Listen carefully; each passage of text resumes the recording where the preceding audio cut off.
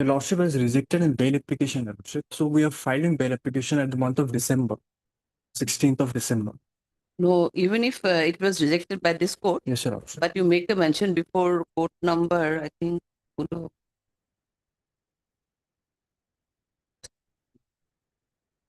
Any senior bench who is taking the bail matters, it may come before this court only, because once I have rejected this one, but mentioning will be have to mention before the court senior bench.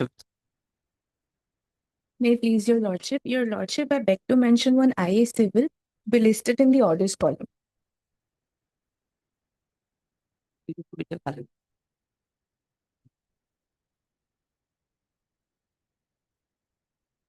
Matter is of 20 prior to 21. No, 2025, your lordship. 25. Your lordship. Okay. But 8 most probably we have already fixed some matters. 9 may not be possible. So let it be on 19th, immediately Your after vacation. Yeah, please, your lordship. Your lordship, I beg to mention one RSA and one I in orders column, lordship. These matters are of 2025, lordship. 2025. Friday, Same lordship. online, maybe on 19th.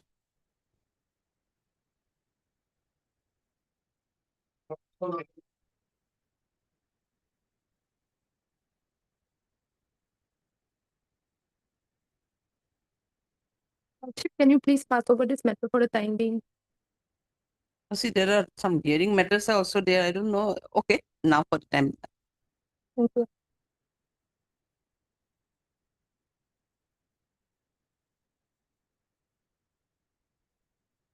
Oh, it's your matter, na? Yes, yes, Milord. Okay, yes.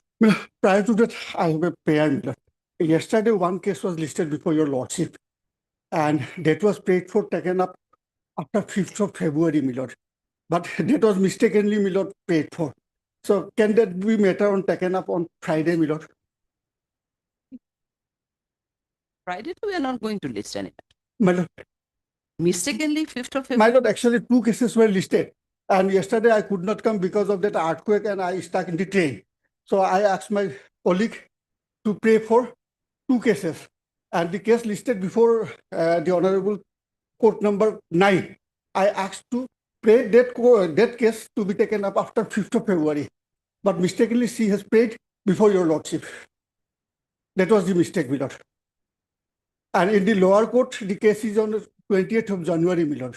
So you make a mention before the registry, because the case has already been, most probably order has already been Pass. Otherwise, if your lordship doesn't allow, then registry will not, because your lordship's order is there, my lord. That is the problem.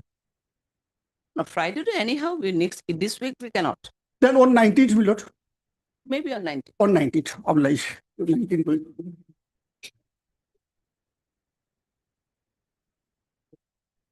Mention. One. What, You want to no, mention? Lord. Yes, Lord. Item number 15, Lord. 19th. Today, I had some personal difficulties, Lord. We have taken the second week of February. I have taken the consent from the other side. You're for the Appellant. appellant. Oh, sorry, I am for the You're for the respondent here. respondent, I think, na? Respondent. Claimant respondent. Yes. Same order with the consent of minutes. After 4 weeks or immediately after Bihu? Okay, second week of February, any date may be given. 12th of February. DPO. Yes, Mr. Sir. May I please, yes. Lordship, this matter relates to, my lord. The petitioner has filed an application for amendment of plaint due to subsequent development, my lord. What happened in this case, my lord? The petitioner filed an instituted suit seeking injunction that was initially in the form of prohibitory injunction, my lord, because he was a tenant and the landlord was trying to evict him. Therefore, he has instituted the suit along with an application for temporary injunction. Ad interim injunction was granted. And after that, the landlord has put his own lock so that I could not enter into the premises. Thereafter, my lord, the trial court has rejected the ad interim injunction, and on the appeal file, status quo was granted, my lord. And in the meantime, the case was, the main suit was kept in abeyance because of substitution of the main defendant, my lord. After reopening of the case, the plaintiff filed an application for amendment of the plaint because of that subsequent development, and that was rejected by the learned trial court. Have you annexed the order here? Yes, my lord. That is at page 38. Lordship has got it. Yes. This is the improving order, my lord. And my lord, the relevant portion finding of the learned court is at page 44. May I read, my lord? Yes. Coming back to the matter at hand, it is seen that the cause of action for seeking the proposed relief arose in the year 2019. Also, relief of recovery of possession is governed by Section 6 of the Specific Relief Act, and the limitation period is 6 months. Further, it is if the relief is incorporated by way of amendment, the nature of the suit shall definitely change. From the averment of the petition itself shows that the plaintiff has approached this court for amending the plaint after around 5 years, though she was all aware about the alleged dispossession all along. The Honorable Court in so-and-so has held that the amendments that change the nature of the suit to or introduce a new cause of action foreign to the original plaint should be disallowed. However, amendments seeking additional relief based on the facts already pleaded in the plaint should ordinarily be allowed. In the matter at hand, the petition is silent about the delay in approaching the court with amendment petition, which is brought after a long gap of 5 years. The trial court has already started. The trial has already started in the case, and the Honorable Appellate Court has directed this court to dispose of the matter by March 2021. The provision of Order 6, Rule 17 of CPC has made it clear no application for amendment shall be allowed after the trial has commenced, unless the court has comes to conclusion that in spite of due diligence, the party could not have raised the matter before the commencement of the trial. The due diligence. So now, what is the stage of the case? My lord, SBPH hearing has not started yet, my lord. This is the problem. And second thing, my lord, applying the principle of Section 6 of Specific Relief Act. That was one of the ground, my lord. That is, my lord, unnecessary. That is different suit, my lord. And thirdly, he has hold that, my lord, nature of the case has changed. Earlier, it was, my lord, injunction in the form of permanent. Because of that subsequent development, I am seeking injunction in the form of, my lord, mandatory, my lord, mandatory injunction. So suit is always for injunction, my lord. So, my lord, at this stage, my lord, notice be issued and further proceeding be stayed. An application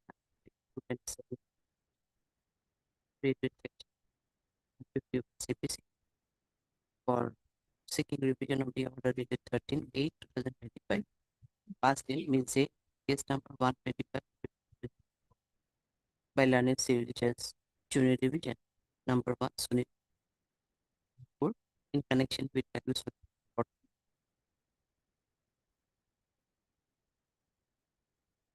issue notice to the respondents through speed post and process.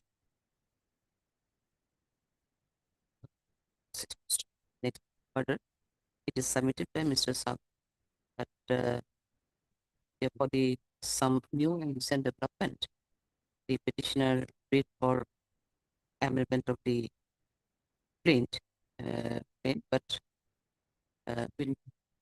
that has been rejected by the court, which caused great prejudice to the present petition, as for the new development only, the petitioner plaintiff as a plaintiff sought for amendment. Accordingly, he submitted that further proceeding in title suit number 42 state till disposal of the present saying this submission. Further proceeding connection with title suit state. List accordingly. Like,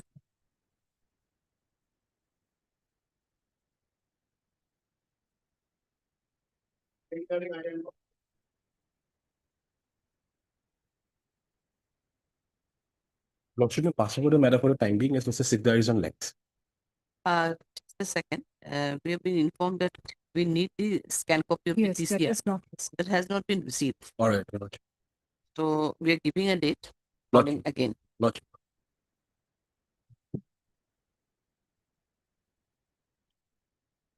You are Mr. ZH Bora. Huh? ZH Bora. Mr. Jadej Bora, the learned petitioner, also Ms. XH Bora, the learned additional PPA. The office note, it reveals that the scan copy of the TCR has not yet received from the concerned. Direct registry is hereby directed to issue reminder, calling the same, issue reminder immediately.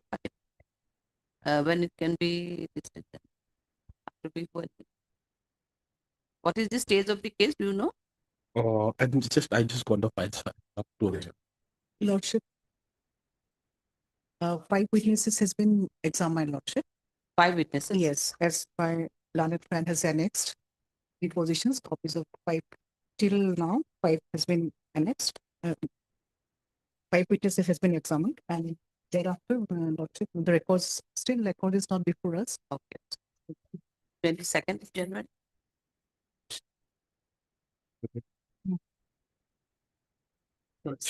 Obliged.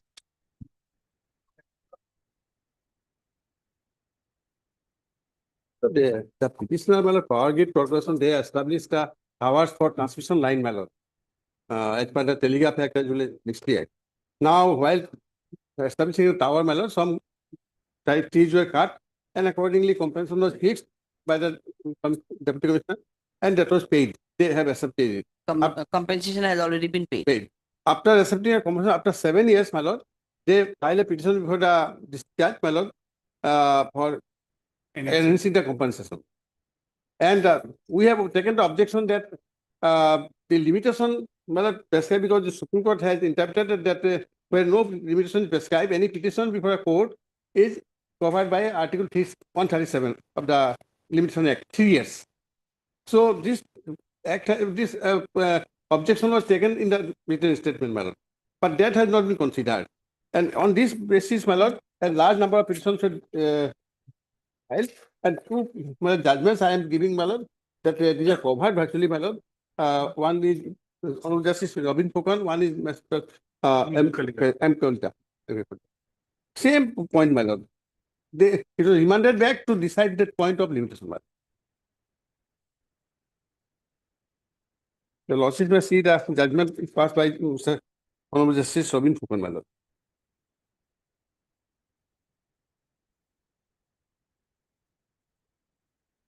Yes. Only on the point of limitation passed, my lord, they have to decide, my lord. This was the So as per your, in the present case, they have come with a petition for annulment after how many years? 7 years. After 7 years. And this was the point, my lord, the first, my lord, that is to be decided, then, my lord, only they can go for other better. So this is covered by these judges. Same fact. Same facts, my lord. Number and amount. Case number and amount are different. Otherwise, facts are same. My submission is that in this case, I also filed an IA for interim compensation. While they filed a writ petition, it was converted into CRB 227, but no minimum amount has been deposited. It is required as per CPC rule also, but they have not submitted. And in this case, series of case, Power Grid Corporation of District of Hailakandi, that was dismissed on withdrawal. Liberty granted to approach review. Regarding point of, they have not only submitted the written statement, they have not appeared, not argued, no evidence, nothing else. Court has taken care of all the aspects of the matter. They have to prove their case, they have to argue, but they have not argued. I am placing the judgment of this on court, a series of Power Grid Corporation. My lord, first thing, See, as per the it is Limitation Act, subsequently decided as per the Limitation Act, court that has has to see also been whether taken it care is of. in the point of time. Any petition filed, my lord, whether it is I point will- of time, May I even if read the point is not my taken. submission, my knowledge senior, I will place my Okay. Lordship. May I read in the judgment of the I'm providing CRP 51/25. It has been decided on 22/9/2025. About 13-15 cases, Lordship. On paragraph Huh? 12, Lordship, may I read? Page 13, Lordship will get.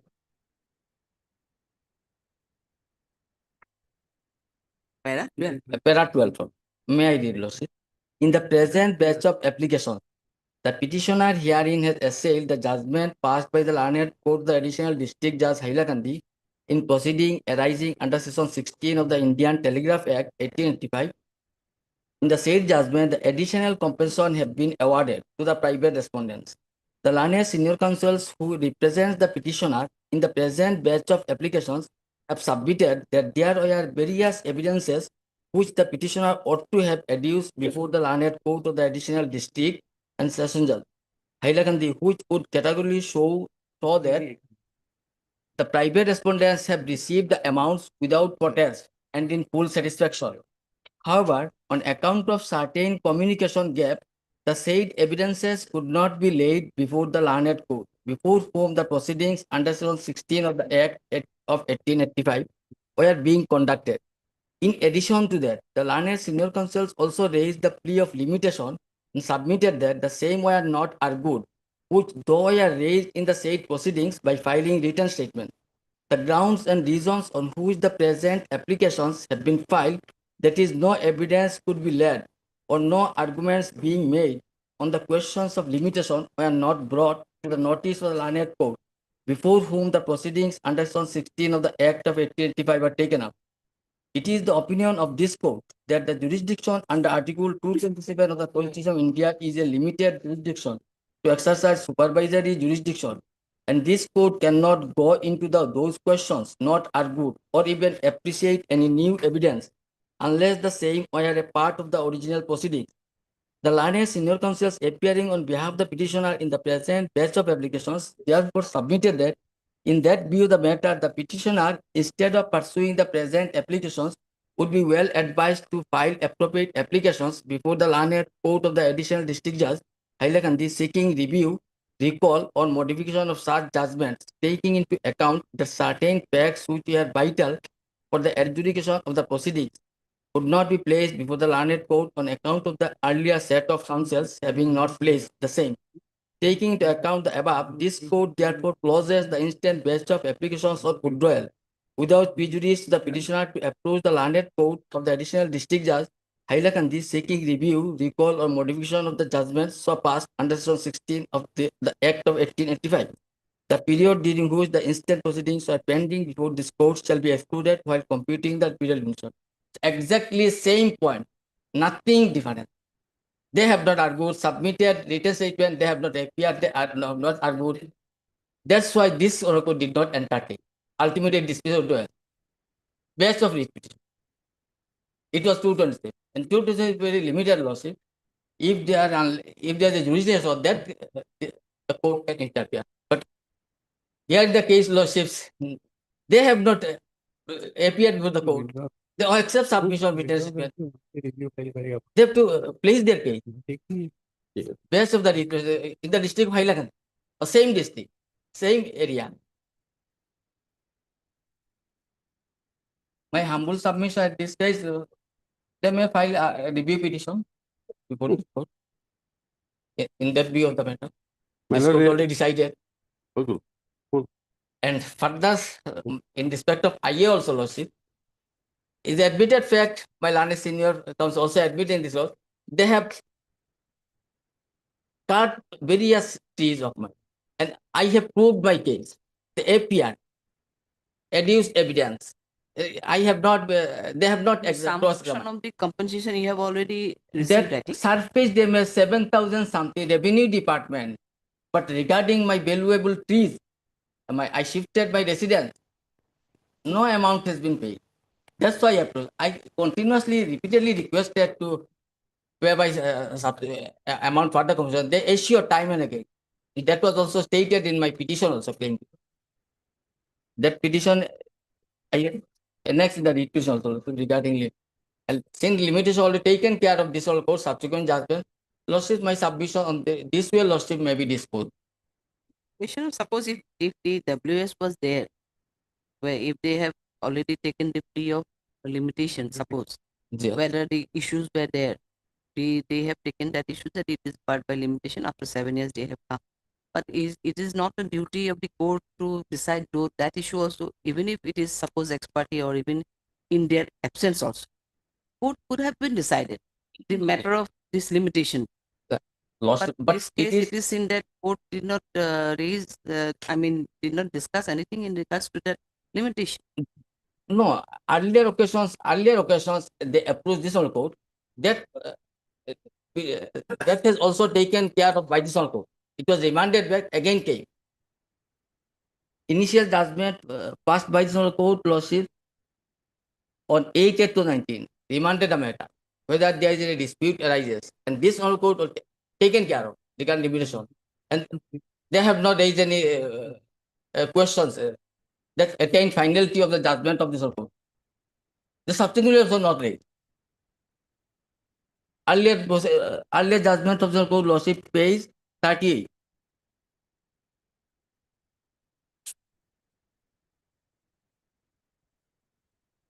So, otherwise also the judgment you have annexed or you have relied on, in that case also the petitioner were asked to appear before the learned trial court below with a review application. Suppose Yes. in this case also, Yes, sir. that which you have relied on. So that is there, and the otherwise also Mr. Sahabala is also submitting that if the limitation is not there, so let the limitation be discussed first. But And subsequently, this honorable court also taken care of, but they have not raised, they have not argued. Why this honorable court re-entered in the matter? Where? This judgment recently I provided lordship. Yes. Yes, regarding limitation also taken. They have also only on that point that limitation not been taken care of. That's specially stated. My lord, That was the argument. in this aspect, may I draw your lordship attention to section 3 of the limitation act. Section 3 of the limitation act. Limit.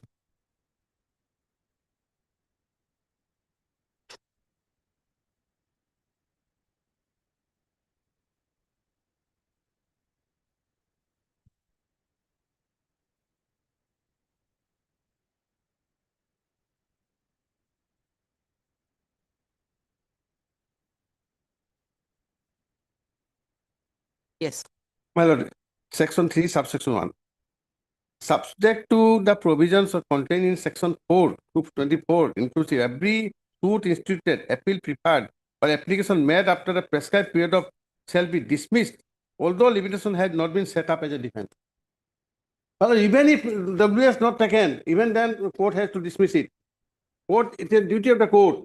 And in this case, my lord, if we have referred to the judgment of the Supreme Court also. Your losses may just see page 23. First.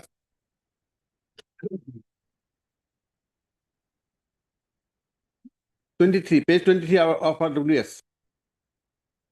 Page 22. Yes. First point, paragraph 4.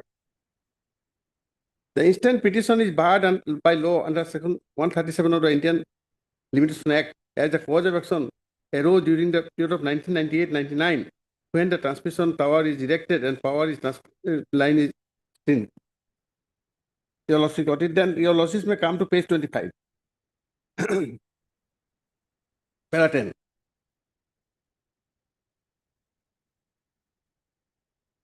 Yes. The claim of the compensation of the petitioner are purely wild imagination, bereft of reality and law, and the fact that petitioner has preferred to file this petition even after lapse of 7 years, which implies that it is an afterthought and fabricated claim and liable to be dismissed and barred by law of limitation under Article 137 Limitation Act, as held by the Apex Court and AR 1977 Supreme Court 282. Well, this judgment, as well as other judgments, all judgments were considered by the Supreme Court in the present case, my lord. If your lordship will see the judgment of the Justice Fukan, It's a very, my lord, your lordship will find there are four, my lord, three judgments of Supreme Court were considered. This Kerala judgment, Kerala STC board, then another 9711, and then 2024 5 SCC. In all those cases, my lord, it is said that where limitation is not prescribed, if any petition is filed with a court, the limitation is covered by under 137 article. So limitation is there, my lord, 3 years. They filed it after 7 years. So what, my lord, why it's not review, my lord? This honorable court had passed two judgments, my lord, I have placed before lordship. This my lord is wanted to decide the matter first, my lord, regarding limitation. And thereafter, my lord, they can decide.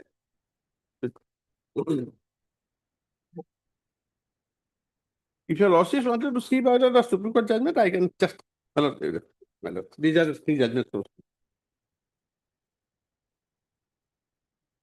And as per section 3 of the Limitation Act, my lord, the court, my lord, even without plea of the WS, my lord, has to decide the point of limitation. A suit is filed, my lord, after 3 years, suppose a money suit. Why the court will accept it, my lord? When on the face of it is barred by limitation.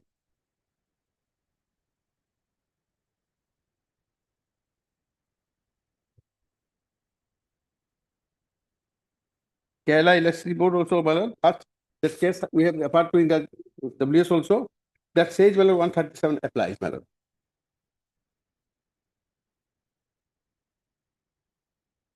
These are the judgments which are relied on by Justice Coker, my lord.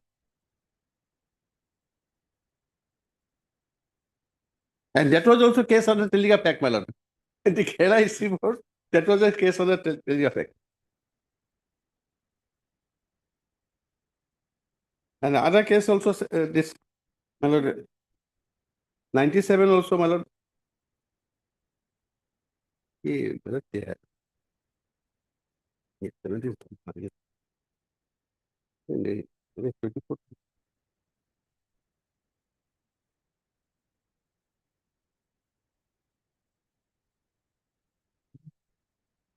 Okay. It's the same thing.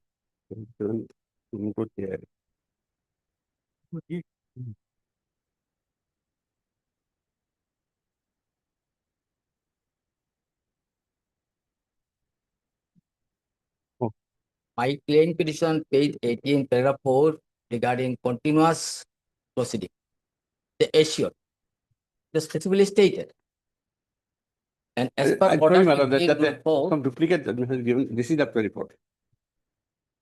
order 58 rule 4, the CPC lordship, the failure to produce evidence. Court pronounced in judgment. Says that where the summons has been issued for final disposal of the suit, either party fails without sufficient cause to produce the evidence on which it relies. The court may at once pronounce the judgment. So, and since my learned senior That can be lordship no. provided judgments of the reports allowed, and another coordinate bench also the dismissed on duel. So, two coordinate bench differently. The lordships in this case, the matter to place before the Chief Justice of Division Bench will decide which will be correct. I don't Two think, judges, sir. I don't think that is Two required judgments, in view of section 3 of the Limitation Act. Question is that two goes to be. My learned senior Three judgments are there in well, Supreme. that is subsequent also. In September 2025. Two judgments. Series of on very same districts.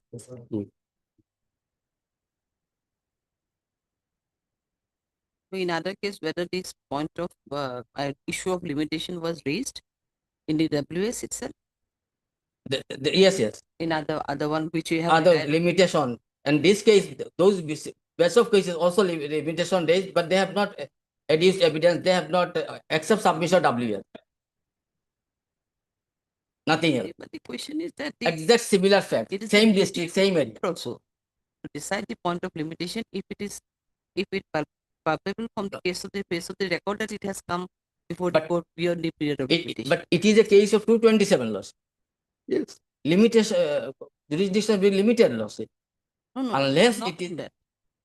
I'm asking you whether the court has the available authority to decide the point of limitation in spite of the fact that if it is raised or did not raise, also because the question is that the limitation is main ground has to be decided. That's There may be some ground, there may be some reflection in the WS or in the plaint itself that why it was delayed, or you may take that plea that it was the course of continuation or whatever.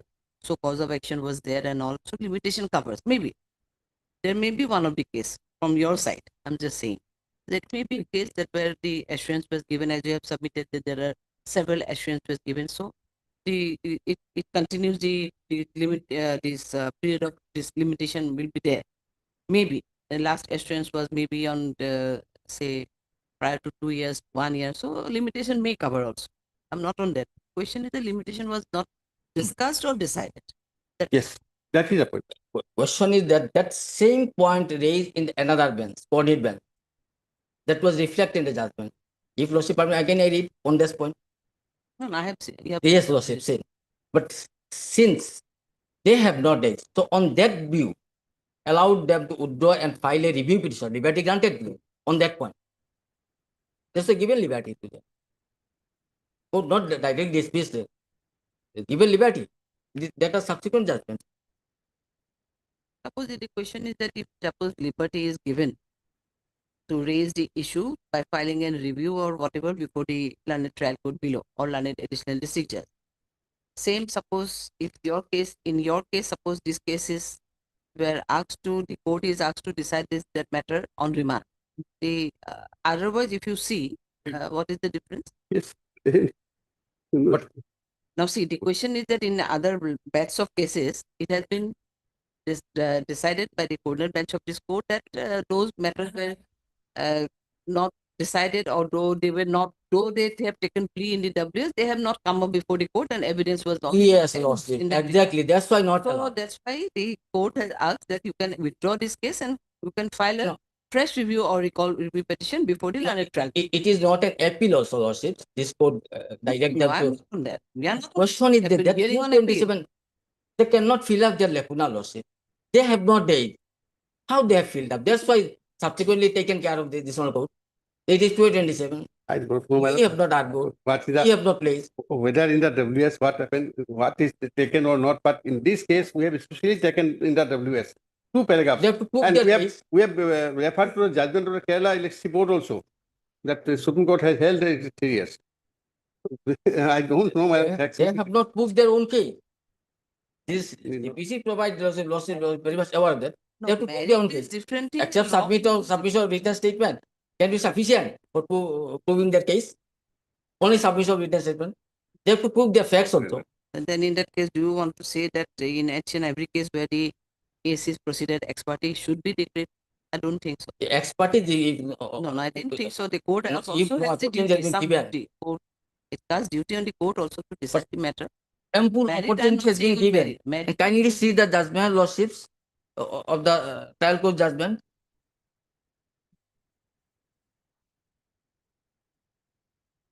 Okay, we are not going to decide on the other merits of the case. Page 54 of the judgment of the district judge Lordship. Case, Page 54.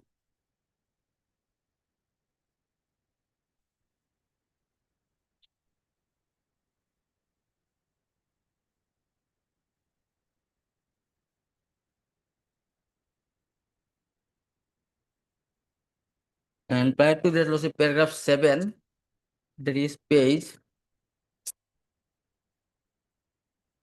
50. The impugned judgments, Lordship.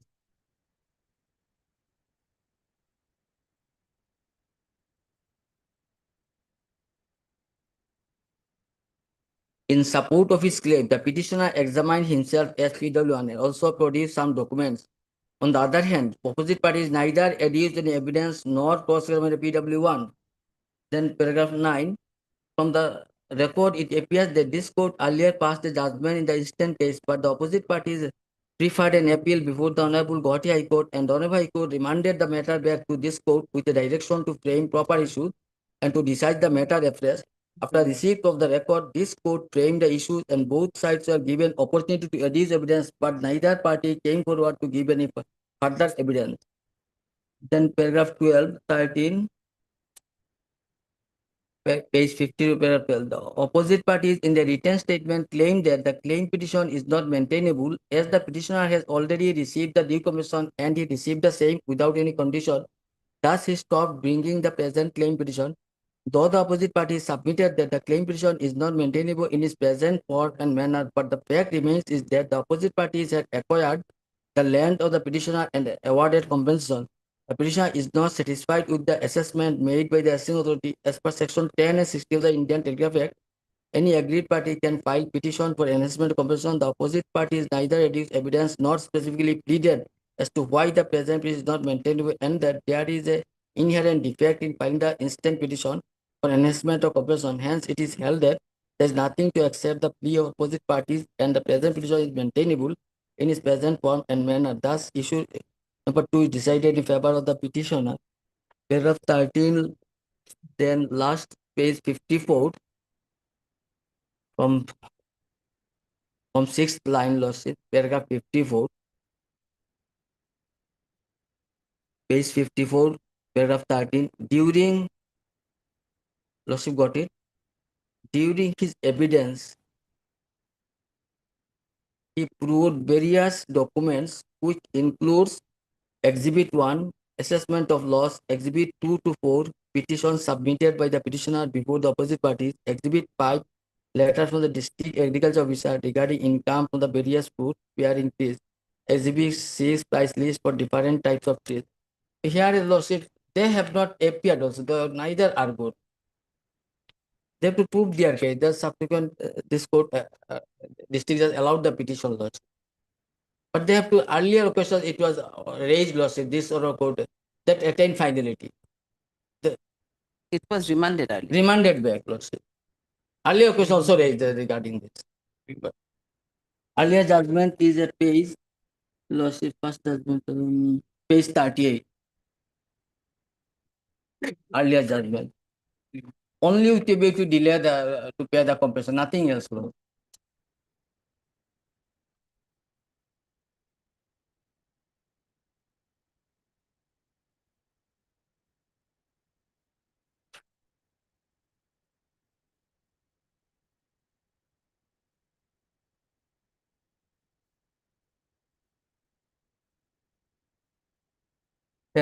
Page 42 losses, may I read paragraph 5. Mr. Das Lane, Senior Counsel, submits that the Lane court below was not justified in entertaining the claim petitions, keeping in view that the same were barred under the law of limitation. The claimant respondents having received the compensation as assessed duly by the Revenue Authority, and that too, without raising objection, are stopped to file claim petitions further. The said aspects the matter were overlooked by the court below, and as such, there is a failure of jurisdiction on the part of the learned court below. Mr. Borbuya, on the other hand, submits that in the claim petition, it was specifically mentioned that an assurance was made by the district administration along with the officials of the petitioner corporation. The respondents would be compensated as per law and to the full satisfaction of the claims raised by the claimant's respondents. Even after such assurance and on various representations, the petitioner corporation failed to compensate, and as such, though the amount assessed by the Revenue Authority was accepted, but being dissatisfied with the assessment, the claimant respondents rightly filed their respective petitions for compensation.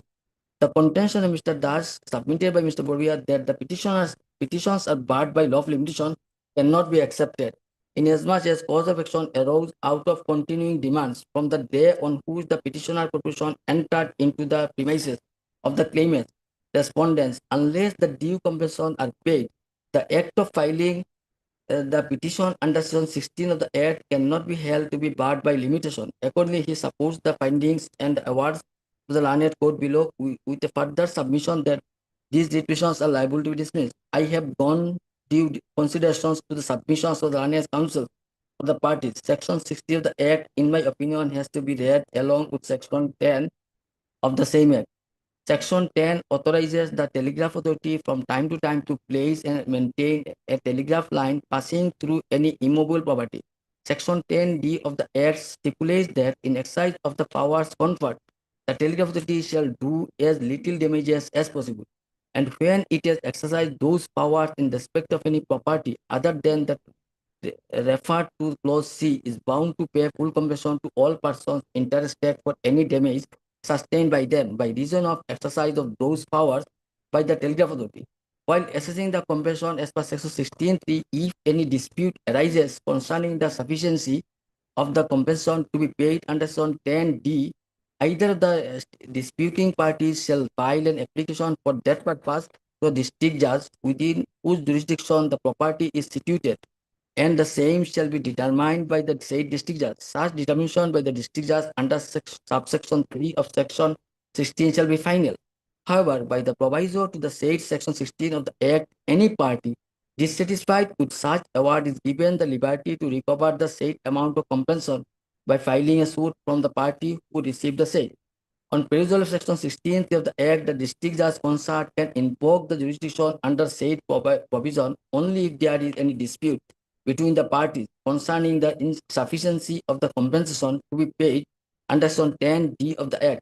In the present case in hand, the present claimant's respondents pleaded that even after assurances made to the petitioner, it failed to honor its assurance by granting the compensation. On the other hand, it is the stand taken by the petitioner corporation, the written objection that the actual compensation and the two, as per government approved date, the amounts so assessed were duly received by the claimant's respondent without any objection. On the basis of the pleadings, learned court below framed the following points of determination: whether the claim petition of the petitioner is maintainable under the present form, and whether the petitioner is entitled to get the enhanced surface damage compensation at an enhanced rate under Indian Telegraph Act 1885.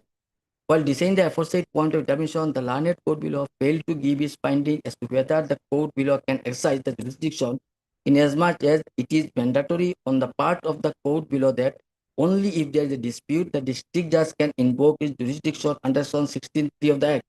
In order to exercise the jurisdiction on a plain reading of section 16(3) of the Act, a duty is cast upon the court to look into the pleadings, but not the relief, and only in its It was satisfaction. the remanded back. Remanded For back. witty observation in the last line it is there, so the district judge must be Yes. give a finding in respect of the fact that exist. Remanded, whether there is a Dispute dispute between or this way. so. Earlier occasions, that judgment also attain finality. There is no stated that limitation to be taken care of. They again new plea they have taken, and to CRP laws do the same. That's what no law not applicable at this stage.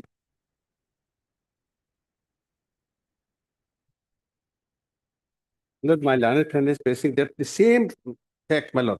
In the earlier judgment, if your lordship will see the matter, the Justice Pukon, my lord, that was demanded back. In that matter also, same facts, exactly same facts. I am on the point of limitation. On that case also, we have argued that limitation was not considered by the trial court. And same point has been taken. Also same facts. Same facts. That was subsequently. Huh. Subsequent case. Your lordship That may was come to page 3 of the judgment of Justice Pukon, my lord.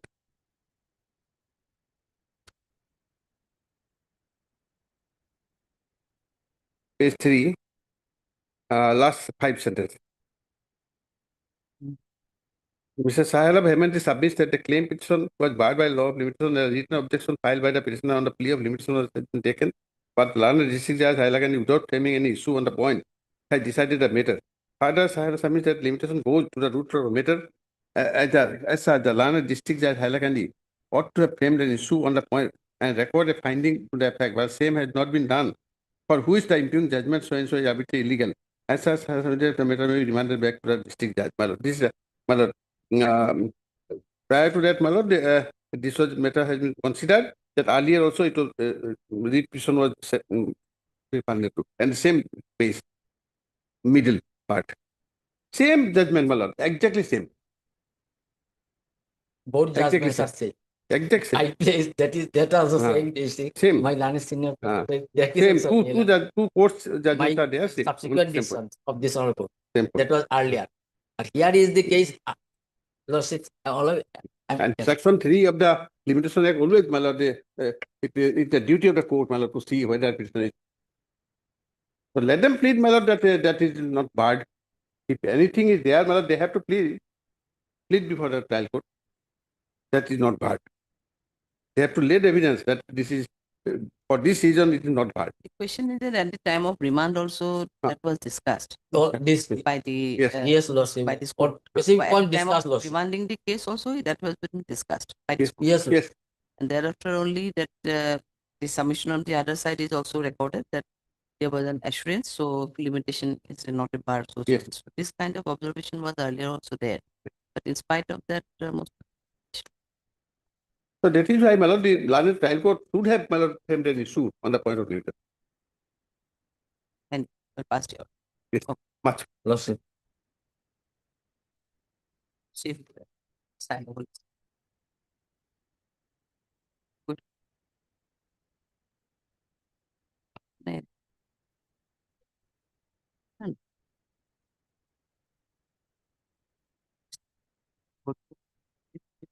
That's all. Right. Asylum. Vacancy.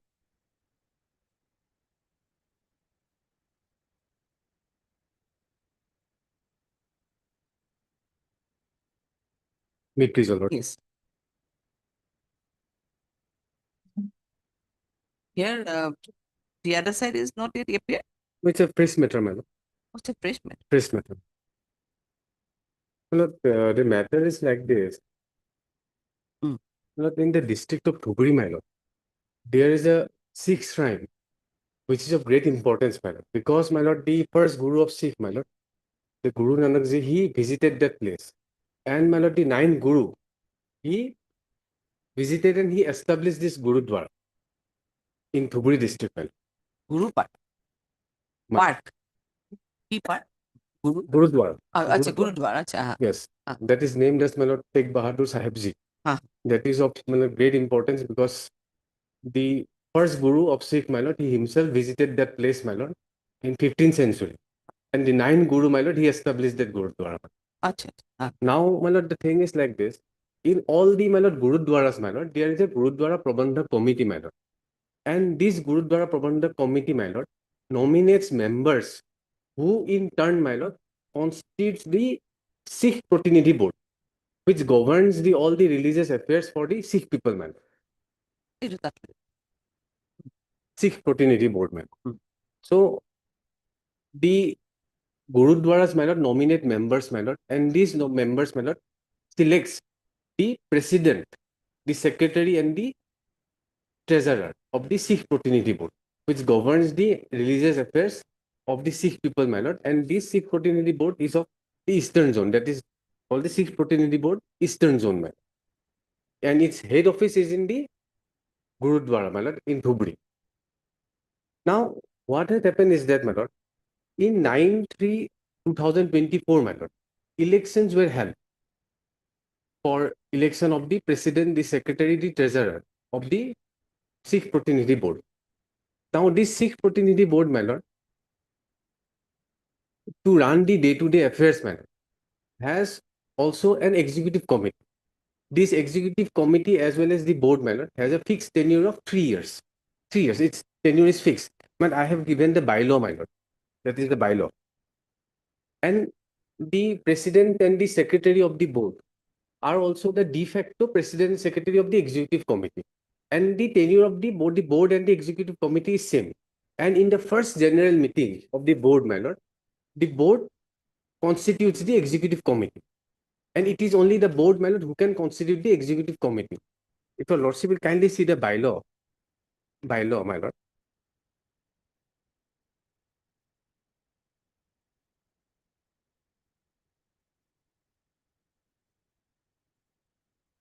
At page number 14. Hmm. 19.1, my lord. The board shall, in its first general meeting, elect the following office bearers from amongst the members of the board, nominated or co-opted as the case may be in accordance with this as per the sanction portfolio. So, in the first general meeting only, my lord, the board will also constitute the executive committee to run the day-to-day affairs of the board. Now, my lord, what happened? On 9/3/2024, the elections were held. And the defendant number 1 was elected as the president of the Protinidhi Board. And the pro forma defendant 1 was selected as the secretary general. And accordingly also, my lord, the executive committee was also constituted by the board with the defendant as the president and the for defendant as the secretary general. Now, my lord, the executive committee will have to hold its meeting thrice every year. That means once every 3 months, the executive committee will hold its meeting. Now, one meeting was scheduled on 18/8/2024, 18th of August 2024. A meeting was scheduled. But before that, my lord, the one relative of the Secretary General died. So all the members requested the president to postpone the meeting to a different date. But he did not do so. He did not postpone the meeting. He holds the meeting on 18 itself, 18 August. So there was a conflict. And what he does is that, my lord, he illegally, my lord, dissolves the executive committee, which was constituted by the board. And he appoints his own followers and constitutes a fresh executive committee on 18/8/2024 illegally, my lord, going against the bylaw. Now, so, my lord, the entire community, my lord, and all the members, my lord, visits the head office on 25th of August. And lordship will now kindly see the FAO, my lord, at page number, my lord, 21. On 25/8/2024, my lord, an extraordinary general meeting is held by the board. And lordship will kindly see 22, page number 22. This defendant number 1, my lord, is expelled for a period of 6 years. And some of his followers are also expelled for various periods. And his committee was dissolved, and the initial committee, which was constituted in the first board meeting, that was again replaced, and the plaintiff was selected as the interim president for the remaining period.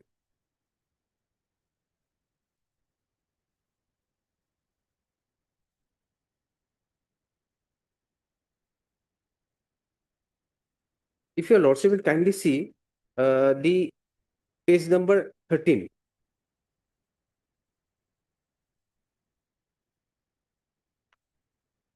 Page number 14, my lord, page number 14. Serial number 20, the term of the executive committee.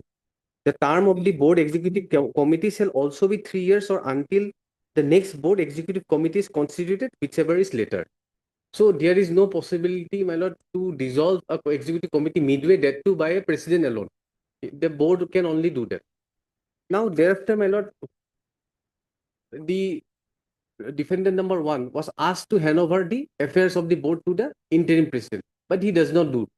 Instead, my lord, he keeps on running the affairs illegally. So there are two parallel, my lord, executive committees, my lord. So thereafter, my lord, what happened? The board files a suit in the year 2024. Files a suit for a declaration that this executive committee is illegal. But that suit, my lord, had to be withdrawn because of lack of jurisdiction, because this is a cooperative society, my lord, so it will be before the district judge. So initial suit was filed before the municip. So that has to be withdrawn, and this fresh suit was filed. And there, my lord, two petitions were filed, my lord, for injunction, my lord. One seeking temporary injunction, which for the restraining the defendant number 1 till the disposal of the suit. That is temporary injunction prayer. And also another miscase was filed for restraining the defendant till there his appearance. That is ad interim prayer. Ad interim petition was filed. Basically, it should be with the same petition, but two petitions were filed to restrain the defendant number 1 to proceed till the appearance of the parties. Now, this petition, my lord, was rejected. It was rejected, my lord, by this order dated 5/12/2025 at page number 60. Against that, my lord, we have filed this appeal, my lord.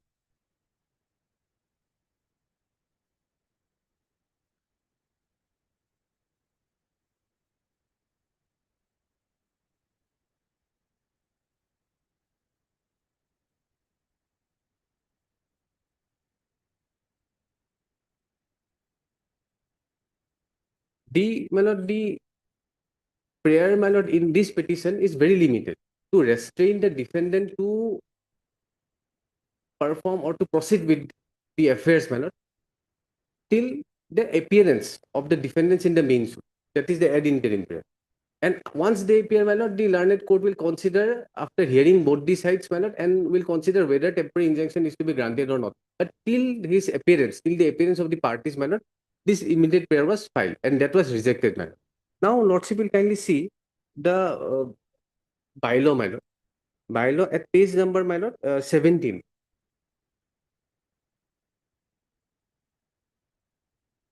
The role and functions of the, my lord, executive committee. Point number 29. So the functions of the committee, my lord, are multifarious, my lord. It has to utilize, my lord, all the funds for maintenance and improvement of the Gurudwara, for maintenance of the religious worship ceremonies, maintenance of langar, payment of salaries, my lord. A huge amount of, my lord, fund is there, my lord, and they will have to deal with it, my lord. Now, what has happened is that because of the defendant number one, he has not handed over the accounts, for which, my lord, there is every possibility that, my lord, the funds may be misappropriated, my lord. Because each passing day, my lord, is a big threat and also is a risk to the board and also to the committee, my lord, the community, my lord. Because, my lord, an illegally constituted committee as well as an illegal president, my lord, he has no accountability, my lord. He has no accountability, my lord, and there is nothing, my lord, which will prevent him, because once this election was done, then by the board, and he was removed, then it was his duty to hand over all the affairs to the interim president and to the board, but which he has not done so. And still he is holding over the office, my lord. So day by day, my lord, because of this parallel committee, my lord, the entire affairs of the board has come to a standstill, my lord. And since, my lord, this is a very, my lord, sacred place, my lord, and devotees all across, my lord, India and from abroad, my lord, visits, my lord, because of these, my lord, these internal dispute, my lord, it has been very difficult to run the, my lord, affairs of the board as well as the, my lord, Gurudwara. So our humble prayer is that, my lord, the limited prayer is that, my lord, till they appear in the main suit, my lord, the defendant number one be restrained from proceeding with the activities of the committee, man, executive committee.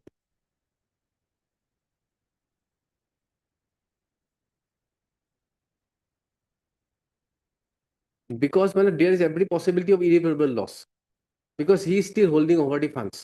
And lordship has seen, my lord, the utilization of funds, my lord, everything has to be done by the executive committee. And an illegal executive committee cannot handle all this, my lord, without committing illegality, my lord. So, my lord, let him be restrained, my lord, till the next date, till the appearance before the main suit, my lord. And once they appear, my lord, the lower court, my lord, that is the trial court, will decide as to whether the injunction be granted till the disposal, my lord. But till his appearance, my lord, let him be restrained. My lord. That is only the limited prayer. After their appearance, my lord, this will become infructuous, because this is only ad interim prayer. In the present affair. My lord. Yeah. Yes.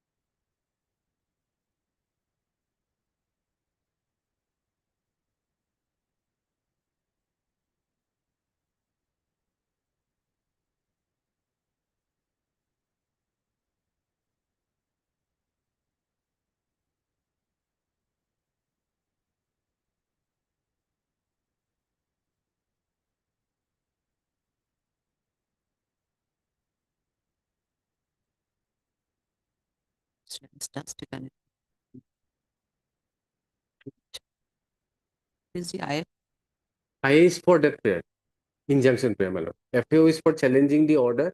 IA is for, my lord, restraining him, my lord. That is the injunction prayer, my lord, under order 39.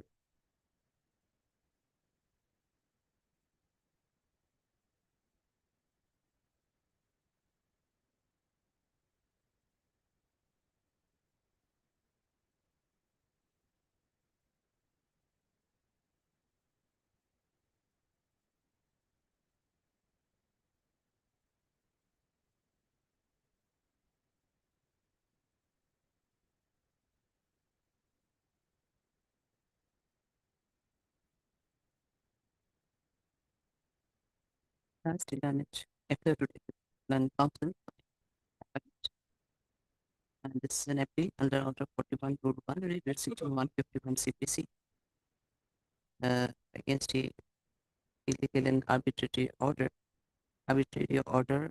dated 5/12/2025 passed by Learned Court of Additional District Judge Dhubri in Ms. case number 3 of 2025, arising out of battle suit number 1 of 2020, whereby prayer for injunction was dismissed.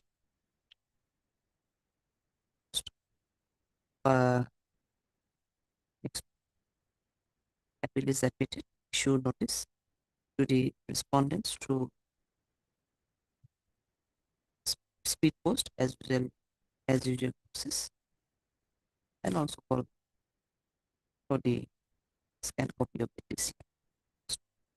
Release the matter accordingly. I heard Mr. Estes, learned so for the applicant.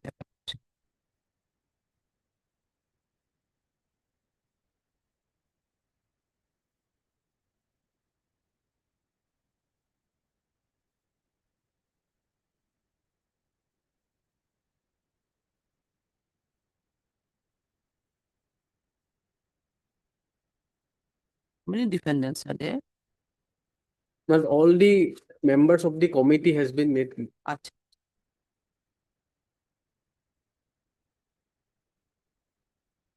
.41. This is an petition under Order 39 Rule 1. Debit Rule 1 into Debit Section 151 CPC, for temporary injunction to restraining the defendant, the respondent. He is the defendant, respondent number 1. One. Respondent number 1 from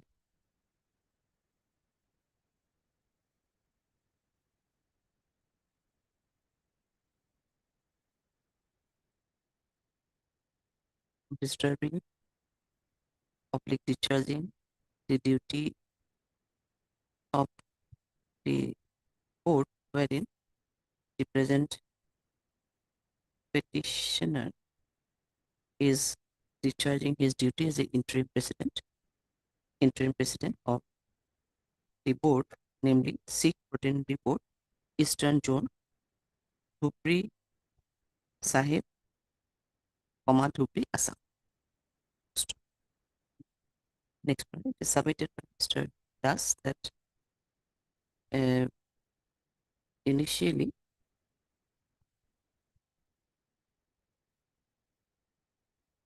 election was initially done on 9/3/2024. 24.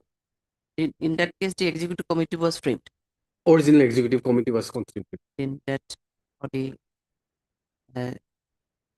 was good functioning of the Sikh Fraternity Board, Eastern Zone, to look after the every functions of the East Dhubri Sahib, Assam, held their election on 9/3/2024, and accordingly an executive committee was also framed for having all the members with their tenure for 3 years. Wherein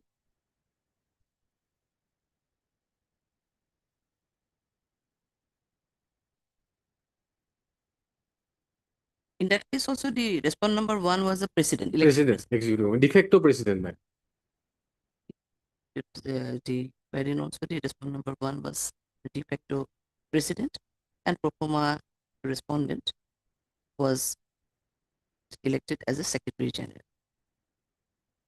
However, the meeting was supposed to be held on 18/8/2024 for constitution of fresh committee, but due to why No, it was a normal general meeting, man. The date was fixed for a general meeting on 18th. It was fixed for general meeting on 18/8/2020, but why it was not Because of date of one of the relative of the Secretary General. but because of date of one of the relative of the Secretary General the meeting was not held, but uh, the My lord, it was respondent requested by the members to postpone the meeting, my lord. and they all of them requested to postpone the meeting due to the same reason. But the respondent number one, Daljit Singh, he is Daljit Singh. Daljit Singh. Daljit Singh JP has constituted a meeting without any authority, and he himself took the He- charge of president. Na? I mean, he dissolves the earlier executive yeah. committee and constituted a And fresh he executive dissolved committee. the earlier executive committee and constituted a new committee wherein he was himself working as a president of that committee. Coming to know about the such formation of illegal and arbitrary illegal committee by the respondent number one, the board member had An extraordinary meeting on 25 August. held an extraordinary meeting on 5 August. 25 8. 25th of August 2025 24. 24, and Expels, my lord.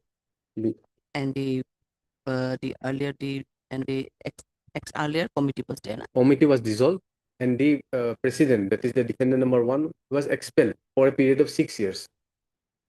Committee was dissolved, which was formed by the respondent number one, and he was also expelled by the said board of committee. And in the same meeting, the petitioner was elected as an interim president till the formation of the new committee. But in spite of his in spite of the order of expel, in spite of that, the dependent number one of the respondent had running the committee, and at that and the present stage, two committees are running equally, running parallelly running, Parallelly running. and the parallel functions and running, and for which the functions of the entire committee become standstill. Post. For thereafter, the committee member had filed a title suit being number. Title suit number was Title suit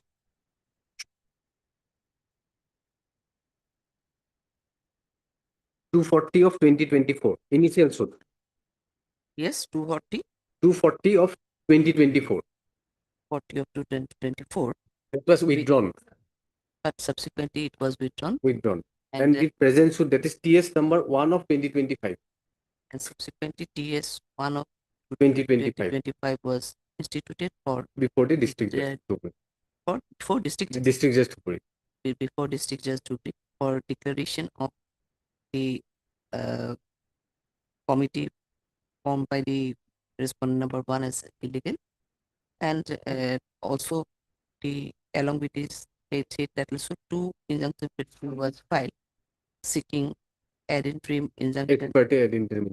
ex parte ad interim injunction, as well as the interim injunction against the respondent Number 1. number one, who has who is still running parallel committee post. But the learned trial court below, learned district judge Dhupri, by its order dated, order was we have 5/12/2025. 5/12/2025 had rejected the prayer for injunction. What was his observation? Lordship will find that page number 64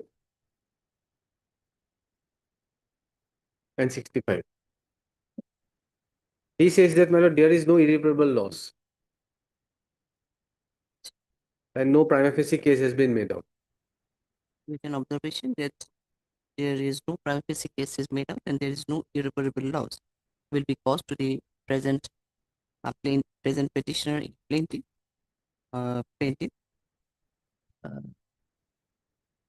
of not being allowing the injunction petition injunction.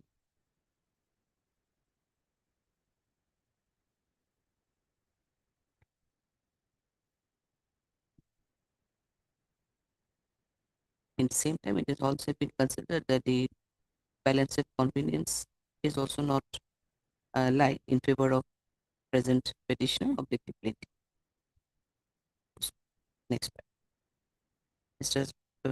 Das further submitted that after rejection, as due to rejection of the prayer for injunction, the petitioner, the respondent number one of the defendant number one is still running the committee illegally, and there is every probability of using the fund of the Sikh fraternity board illegally if he is not restrained from running the committee till his appearance before the learned trial court Right. below, learned trial court below, or learned district judge, who may decide the matter of injunction. But it was already rejected. And your an interim prayer is rejected. And interim prayer was rejected.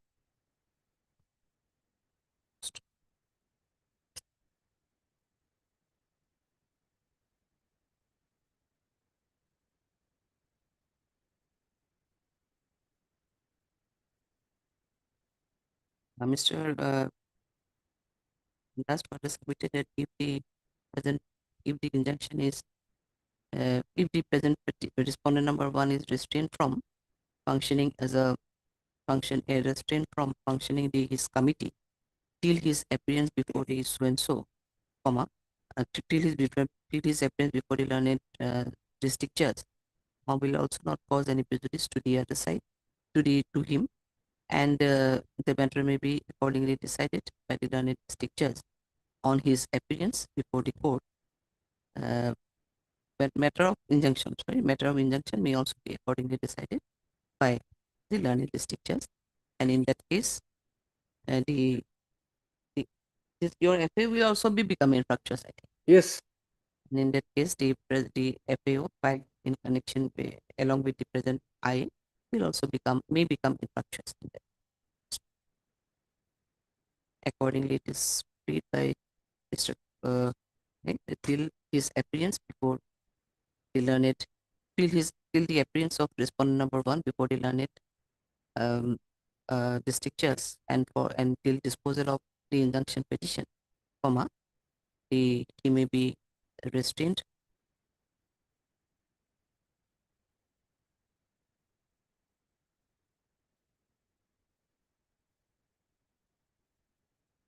a temporary injunction may be granted restraining him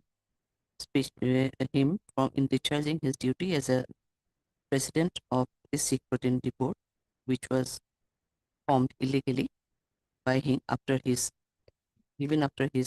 he was expelled from the committee. Considering this submission by independent counsel for both sides, so considering the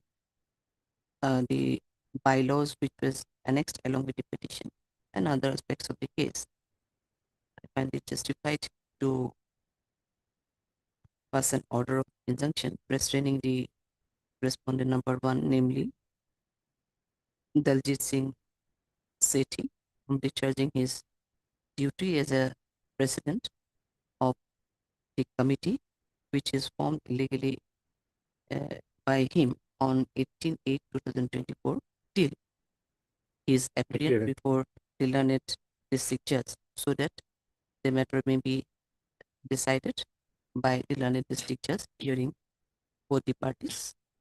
So that after hearing both the parties, the matter may be decided by the learned district judge. With the above observation, 3 to 4 weeks advised. So once they will appear, the court will hear both the sides and will decide. Yes, that is I. Highly obliged. FA to 4 weeks of but again.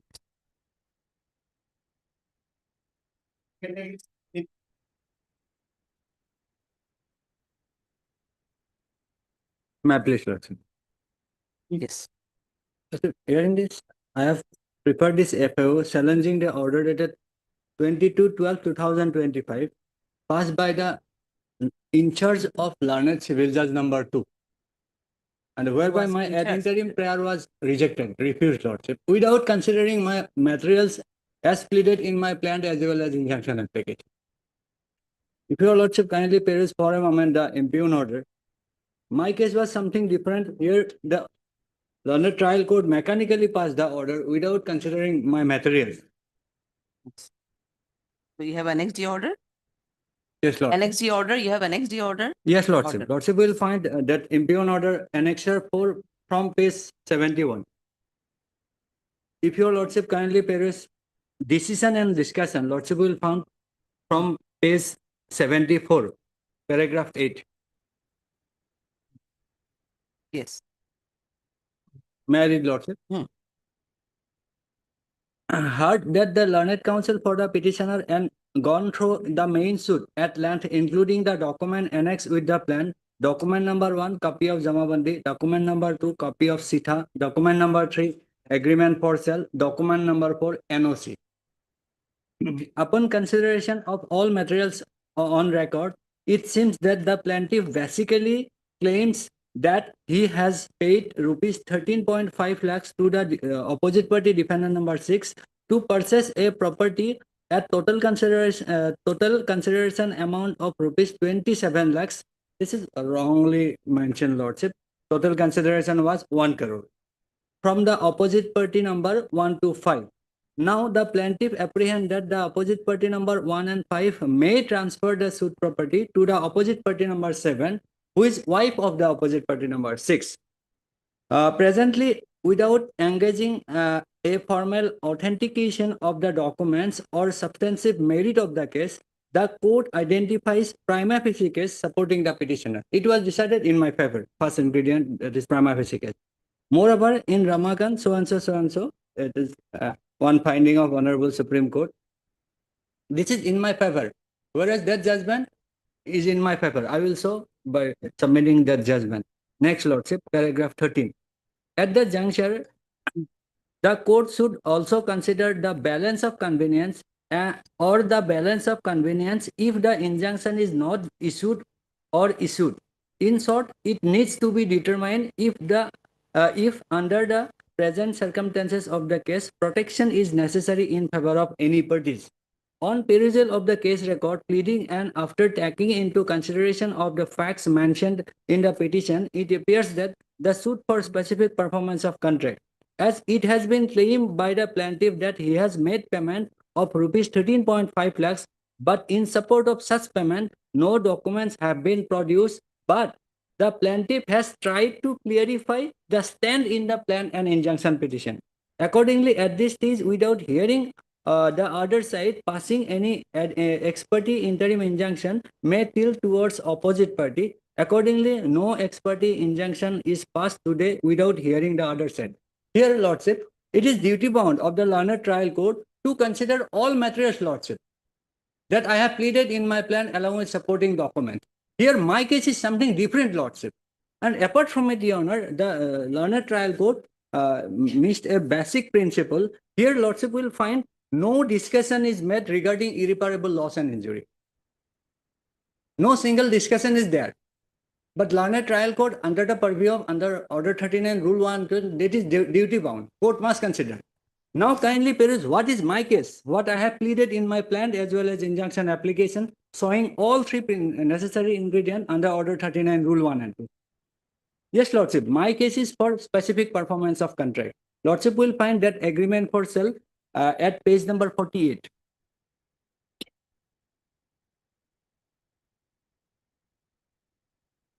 This is registered agreement for sale, Lordship. And effective part, Lordship will find from page 50.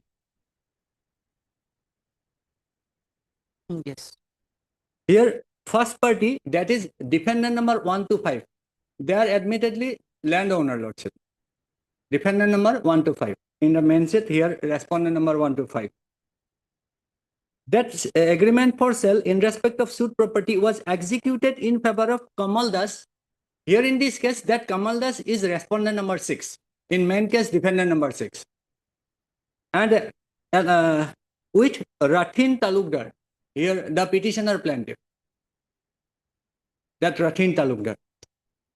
Lordship will find in at page number 52, clause number 1.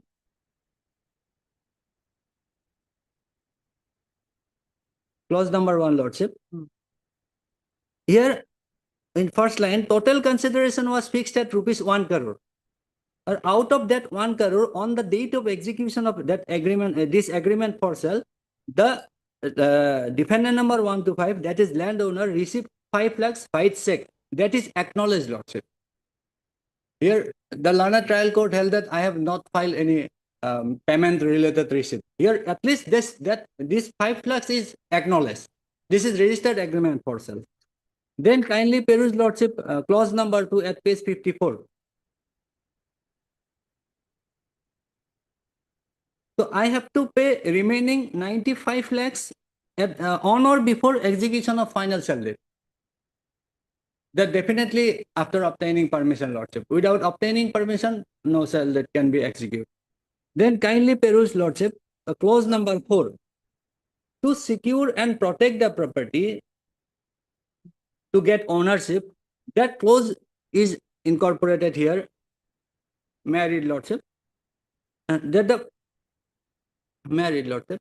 That the first party hereby declared that they are absolute owner and possessor of the suit land, which is free from all encumbrances, charges, claim, demand, mortgage, and all taxes, land revenue have been paid up to date, and there is no suit pending before any court of India relating to the property as shown in the schedule appended thereto. Further, the first party has not entered any kind of agreement with a view to sell, lease, transfer, or otherwise alienate the scheduled property with any party prior to execution of the instant agreement. Lordship, thereby, after having that clause, the plaintiff petitioner was confirmed that definitely he will get the title on the basis of this agreement for sale. Now, what happened? I have pleaded from plan. Lordship will find my plan, annexure 1, start from page 11.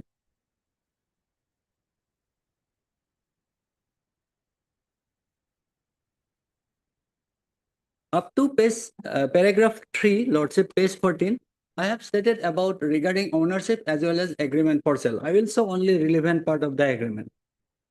Start kindly peruse paragraph 5 at page 5, at paragraph 5.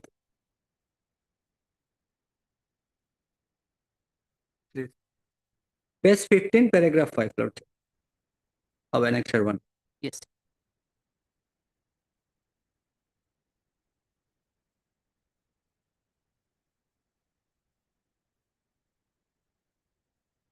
I will read only 4 or 5 vital paragraphs which was not considered by the Lana trial court. Paragraph 5. May I read, Lordship? Yes. That the plaintiff begs to submit that as per deed of sale agreement dated 39/2023, registered on 9/10/2023, it was mutually agreed that the plaintiff and defendant number 6 will obtain permission for sale registered NOC and also bear all expenses for registration, including sale permission, etc. Thereafter, the plaintiff, although making several requests, demand to the defendant number 1 to 5 to provide all required document for obtaining NOC, sale permission, etc. for execution of registered sale deed, but defendant number 1 to 5, citing various problems, requested the plaintiff to wait some more time. It is to mention here in that since the defendant number 6 was well known to the defendant number 1 to 5 much prior to execution of the said agreement for sale, therefore the defendant number 6 had assured that he would take all necessary initiative to complete the sale process as early as possible. In fact, at that time, the plaintiff also hand over necessary affidavit, etc. to the defendant number 6 as per request, which was required to apply for NOC, sale permission, before the concerned revenue authority. Now, kindly peruse, Lordship, paragraph 6 at page 16. That the plaintiff begs to submit that he continuously communicated with the defendant number 1 to 5 to comply with terms and conditions of the land sale agreement dated so and so, to conclude the sale process as early as possible. However, since last part of 2023, the defendant number 125 suddenly showing their extreme financial need has requested the plaintiff and defendant number 6 to pay a further amount with a promise to conclude the sale process as early as possible. Thereafter, the defendant number, the plaintiff and defendant number 6, considering the need of the defendant number 125, paid another amount of rupees 22 lakhs through the defendant number 6. Thereby, the defendant number 125 received total consideration of rupees 27 lakhs as advance from the plaintiff and defendant number 6. It is to mention here in that out of total advance amount of rupees amount, the plaintiff paid 3 lakhs on 29/12/2023, rupees 8 lakhs on 2/2/2025, and rupees 2.5 lakhs on 12/4/2025 in case to the defendant number 6 as 50% of his share as advance amount, and the defendant number 6 taking said case amount from the plaintiff issued check to the defendant number 125.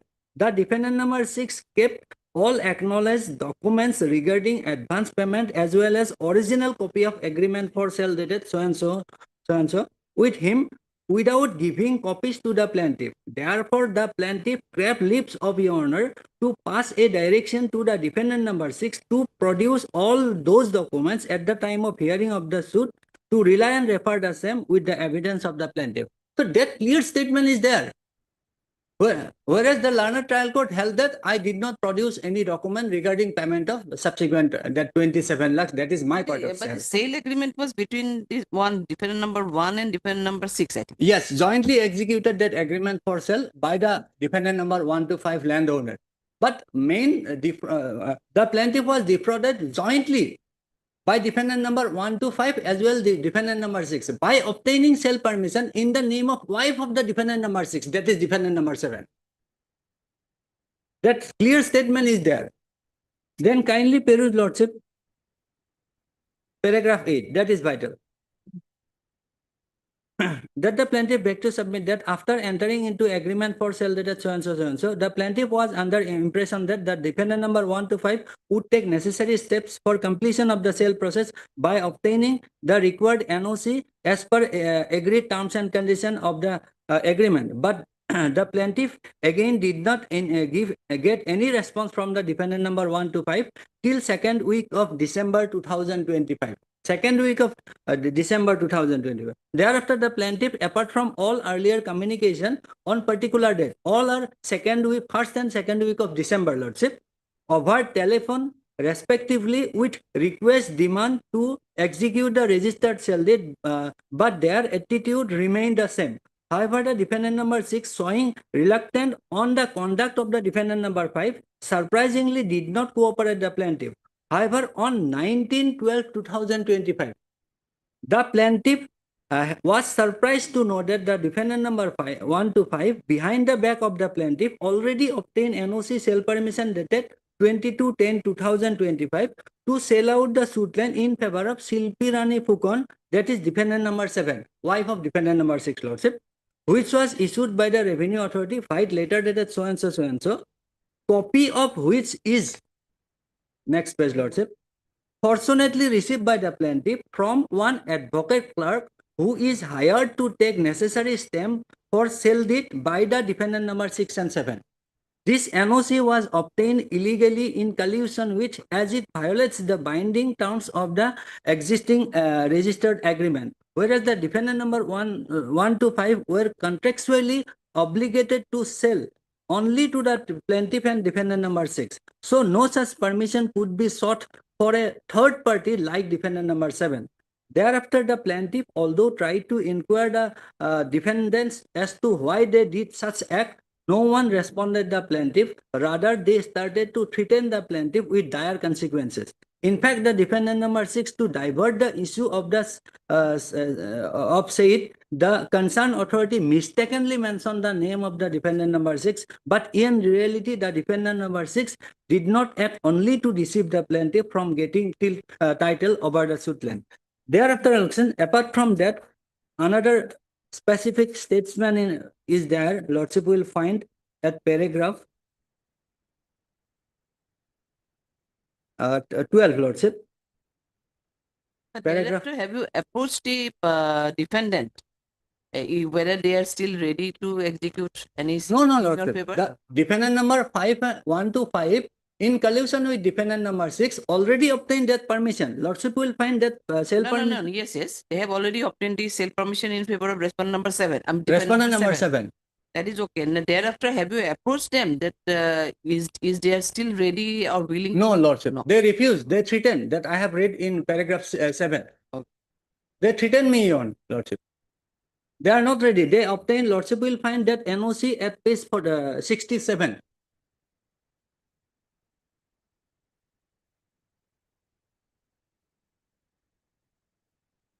Kindly peruse here the name of the seller. That defendant number 1 to 5. And then Lordship will find name of Silpi Rani Setia Phukon, Yes. in favor of whom that NOC is issued in respect of same property. Thereby they tried to sell entire suit property. Here I got that copy of the NOC on 19/12/2022 on very next day, that is 20/12/2022. I prefer this case. My only apprehension as on that, Lordship, this particular NOC, because validity of NOC remains only for 6 months. That is which was obtained in October. So definitely they are going to execute sell deed, Lordship, in favor of the defendant number 7. And kindly peruse my statement made in paragraph 12 of the application. Lordship will find at page 20.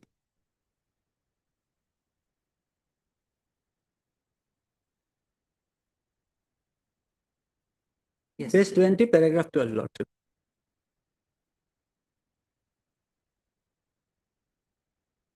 Yes. Married, Lordship.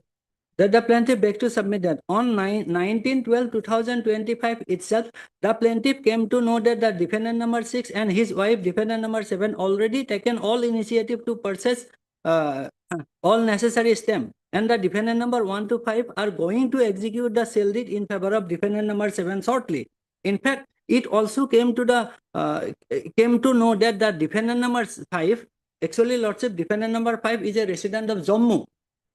Here's clear statement is there that the defendant number 5 is coming to Guwahati only to support the defendant number 6 and defendant number 7 for transfer of the suit land soon. Therefore, aforesaid act of the defendant number 1 to 7 clearly shows their collusive act to defraud the plaintiff, as the defendant number 1 to 5 in active conspiracy with the defendant number 6 who held the plaintiff's trust and document have now aligned with the defendant number 6 to divert the suit land solely to her, thereby breaching the agreement and intended to cause wrongful loss to the plaintiff who has no other means to recover his investment without the suit land. So that clear statement is there, Lordship, that they are going to execute sale deed. They have already engaged an advocate clerk even to purchase the necessary stamp, etc. The defendant number 5 also coming from Jammu to Guwahati to execute the sale deed. Lordship, in spite of all those materials, including that document number 4 NOC, if your Lordship kindly peruse once again, that discussion and decision nowhere mentioned, nowhere considered that about that necessity. My urgency, Lordship. NOC copy you have annexed there? Yes, Lordship. Lordship No, will. here you have annexed before the. Yes, yes, Lordship.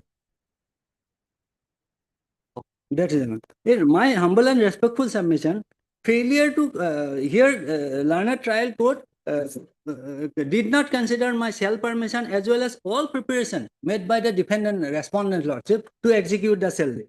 Lordship, trial court here totally failed to that material pleading as well as document. Definitely that amount to arbitrary, Lordship.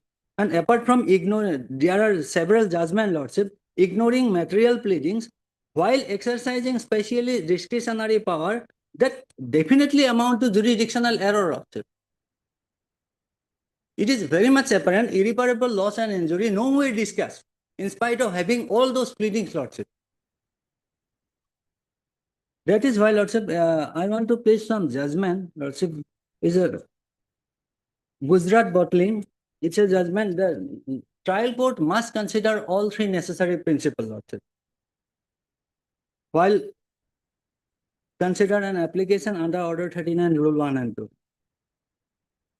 I want to refer here effective part at paragraph 46, internal page 21, Lordship.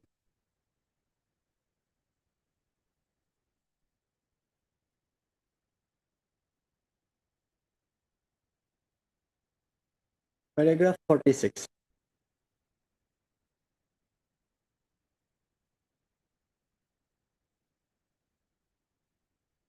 Yes. May I please, Lordship?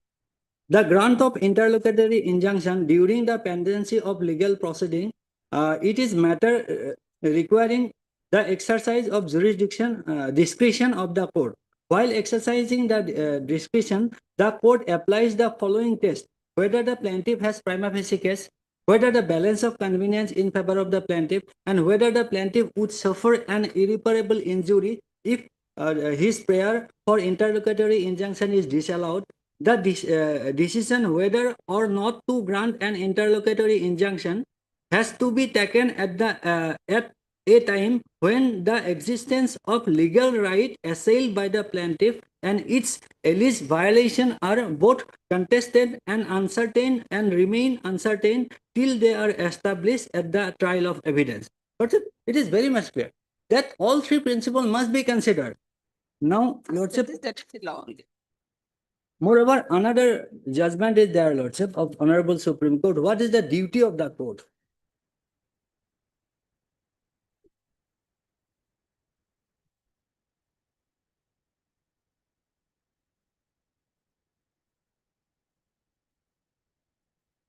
Paragraph 12, Lordship, internal page 5.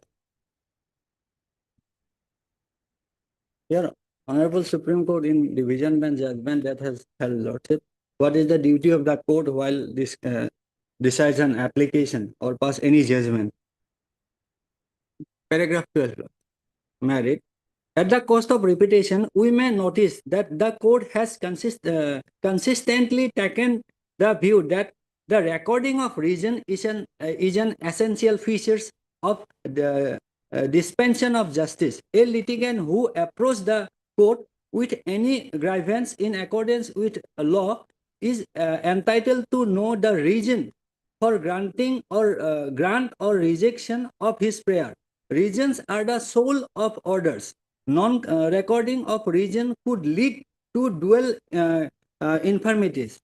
Firstly, it may cause to the affected party, and secondly, more particularly, hamper the proper administration of justice. These principles are not only applicable to administrative or executive actions, but they apply with equal force, and in fact, with a greater degree of precision of judicial pronouncement. A judgment without reason cause prejudice to the person against whom it is pronounced, as that litigant is unable to know the ground which weighted the court in rejecting his claim, and also cause impediment in taking adequate and appropriate ground before the higher court in the event of challenging their judgment. That is, lots of this is duty of the learned trial court. I have pleaded all my apprehension along with supporting document, but the learned inserts court, also due to date of PO of learned civil judge number 2, I compelled to move this case inserts court. So that inserts court without considering all materials that mechanically pass the order, even learned trial court failed to consider all these three principles. Therefore, Lordship, due to all those apprehension along with this FAO, I have also filed an IA, Lordship, under Order 39, Rule 1 and 2. Here I have also added a paragraph. If your Lordship kindly peruse paragraph 15 of page 15. So the present petitioner appellant, Lordship, inform the respondent regarding filing of this suit. Lordship, now they came to know that injunction was not considered. Therefore, now they are also fixed a date.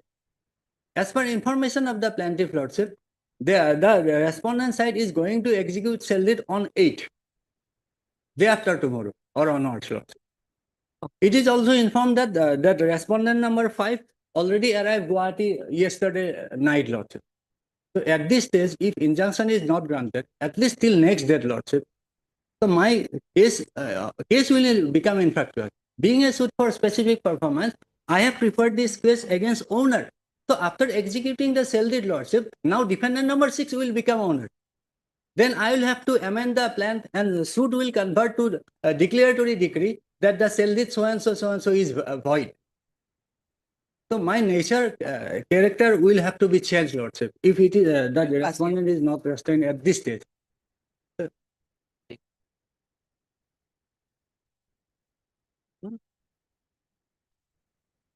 Okay, I'll pass your order today. It's Hello.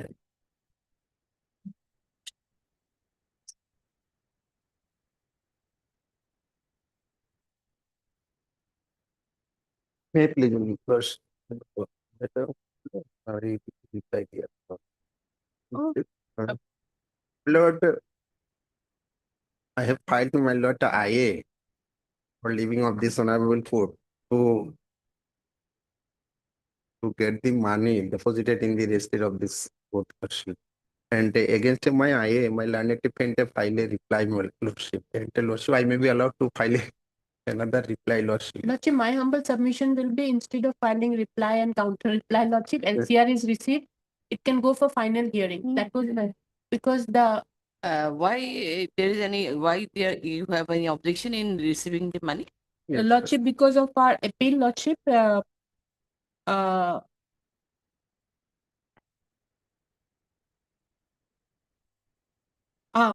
You rather, instead of filing the reply, Lordship. you may, we can hear the entire matter. Yes. That's what I'm saying. Yes, If you lordship. can hear the matter, then same matter you will be able to uh, uh, make your submission in that Yes, regard, Lordship. that why it Yes, is Lordship. not the. So that's why I'm saying that Yes. instead of laboring this, this IA, we may finally heard and decided the matter itself.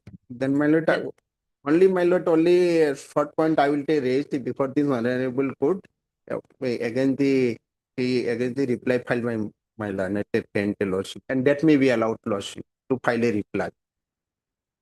That means you want No. to, Counter Yes. reply, that is lordship. no, it can be finally, what Lordship is saying is that. the Because case my is lord, finally my heard. submission is that my learned friend a prayer is said that matter may be remanded to the remanded lordship.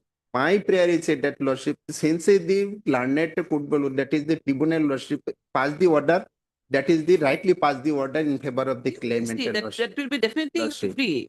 That is We have free. not said, we have not said about remanding, Lordship. We have said it can be finally heard in my objection. And the TCR is also received. It was Yes. received in 24 itself.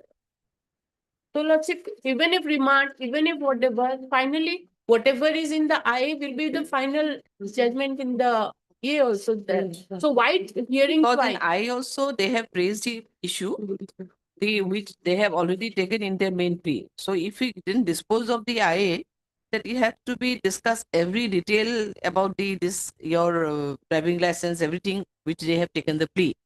Obviously, your plea will be directly decided. I'm not good on the merit.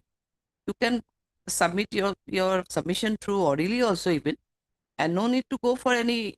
I think yes, no And necessity it of will going be for any. ultimately Lordship pay and recovery. They will Yes. getting whatever we have a right to recover it. That is what we are. So if it is finally heard, they will be getting faster, whatever amount. And from 24, the records have come. Only thing we are waiting for respondent number 2, Lordship.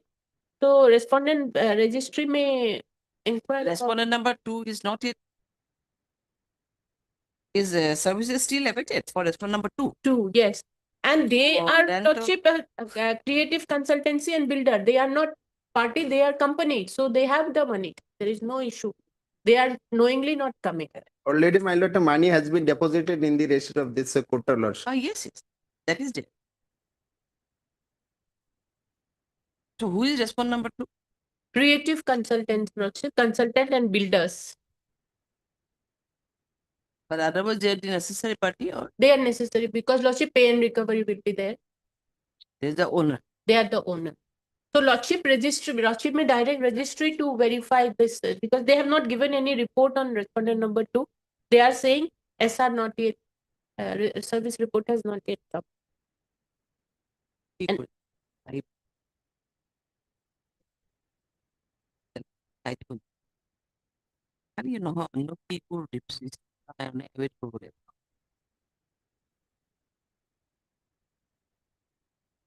In their IA also, Lordship, the office note is that respondent number 2 report is. So hearing otherwise also cannot be held.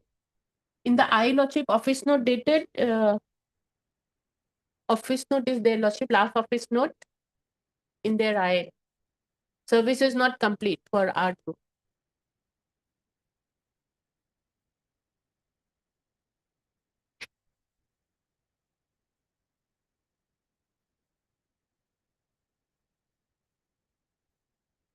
In both the matter service for respondent number 2 is awaited. Yes, Lord.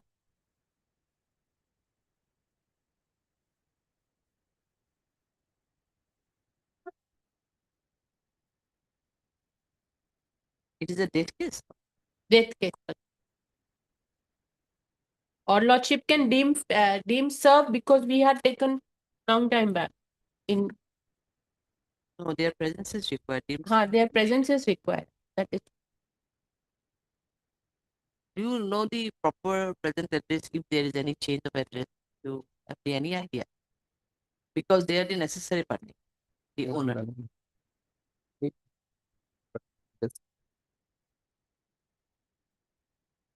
I don't have any idea. Huh? Don't have any idea. Don't have? Lordship, I don't know, Lordship, proper address of the respondent.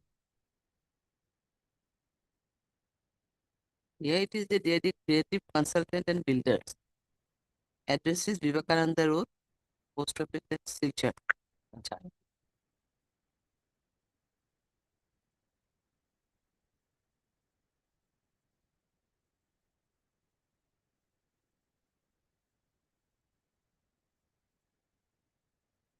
In the which process we have taken earlier steps? Same address. Lord. And in original suit they have already no. Original. In original suit whether they contested? Lordship, Respondent number 2 had contested. whoever was arguing will assign it. 3 appeared, Lordship. And 3 to appear. Divert. Going to insure a vehicle. Something. 2 and 3. 1 did not appear there also, Lordship. Because they knew that driving license of the driver is not valid. That's why they avoided appearing. And here also we have taken Yeah, step. we can do one thing. You have to await the service, or you can on the next date of listing, if you can obtain the track consignment report, that can be submitted before the registry or before the court. Lordship can direct the registry to put the track consignment, because we have also taken, they have also taken step on 2. So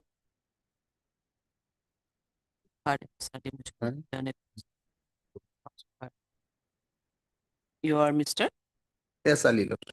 S. Ali. Then it counts for the respondent. Number 1. From the office note, it reveals that the service is still awaited for the respondent number 2. Respondent number in view of this, the registry is hereby directed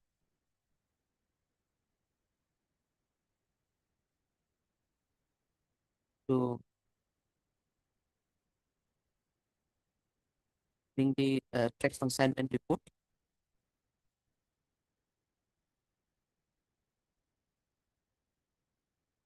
Report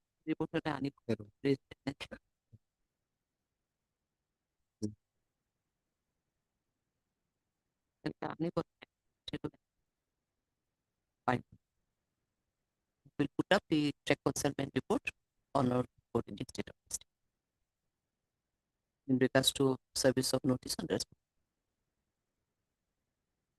Till that the service be awaited. List when it can be listed. Do you have any fixed date here? Fixed date? Can Last it be on the 29th of January? Either 29 or 28 January? 20 January will not serve your purpose. Maybe 29th of January. 29th of January. Yes, my 29. 29th of January, so and so. I had to pick up. Yeah, I had to heart to take a file. Heard Mr. S. Already done it. The petitioner response. Heard Ms. R. Counsel. Yep. Service. So the service is still awaited for the response number 2. Date the IIB. What do you want to pass? My lord, any I order don't here? have any idea, Lordship, about communicating address of a respondent number 2, Lordship. No. Do you want to, if both the matters are heard together, do you have any issue? Lord, Because actually, we have to do the same labor. In fact, that is the main issue Lordship, we have taken. Lordship, first of all, Lordship, I want to prefer to the IA, Lordship. IA for Lordship, getting the money for releasing the money, Lordship. Since At least the for 29. Okay, so, oh. We file your obit. Lordship.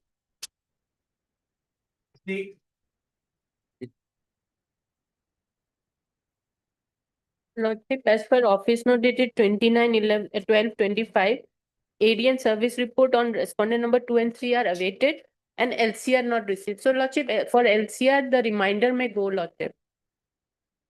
And for this also, Lordship, consignment registry may get the consignment, Lordship. No, it is very decent. Let us My lord, wait I for have a the next simple day. prayer, my lord, in this case. Oh, My lord, here for the respondent number number 1. one, my lord. I am 77 years old man, my lord. I have already broken my injury was my legs were broken. My lord, what I'm praying, my lord, is this that there is an stay application been filed in this case. That is not there on the record today, my lord. That is 3806 of 2025. My lord, my request is this: after the due vacation, my lord, let the stay application come, my lord. Let them deposit 50% of the money. Let the 50% be released to me, my lord, on that. My only simple prayer is this, my lord. Whether 50% is to be deposited or not, Lordship will decide that only when the IA is there, Lordship. My prayer And- is this, my lord, let that IA be called and let that be listed immediately after due vacation. No, Lordship, to IAB be call means I is there only or it's not here. It is not there in the record, my lord, today. It is not there today. As per your knowledge, I has already been filed. Yes, my we lord. have filed, Lordship, we have filed. File. The copy has been given to me, my lord. I had to get asking. 3806, my lord, the number. 3, 3806 of 2025. just a second, 38 06 of 2025. of 2020. Okay, we'll see. RMS Artimujum. Done it.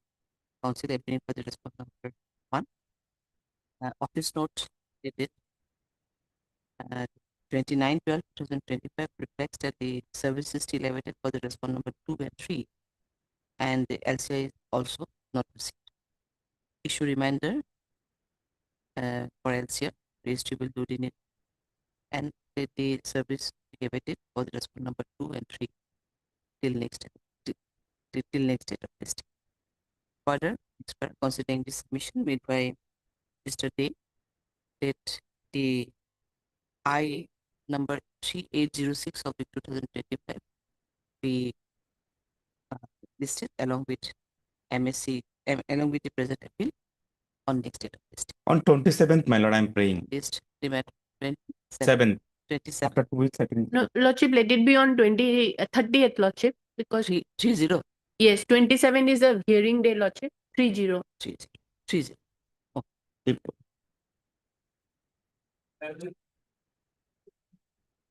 Lordship, here though the IA has come on top, but already order is there that it will be heard with the MSC appeal, Lordship. And there is no office note regarding service of notice, Lordship, after 17/11/25. My lord, this IA, Lordship, we have filed for disbursement of the 50% amount, Lordship, that has already been deposited. And on the last day, Lordship,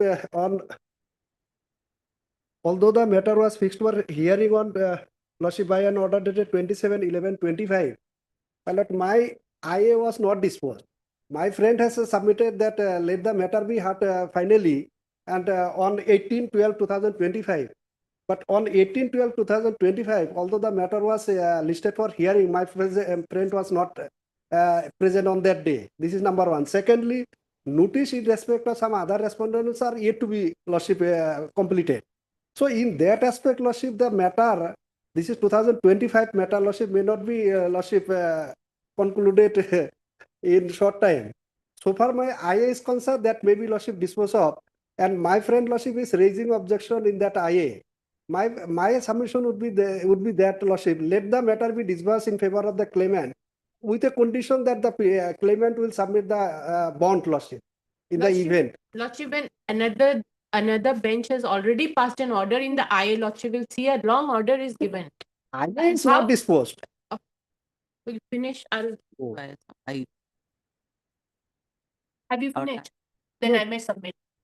He can object, Lordship, my friend will My submit the friend- objection, Lordship, I will reply to that. No, I'm not objecting anything, Lordship. I'm just referring to the order passed by another bench, Lordship. If that order is passed by, and how can Lordship change that? Either it has to be before that same bench, or Lordship, that clearly it is given that it will be heard with the, just like the other case, Lordship.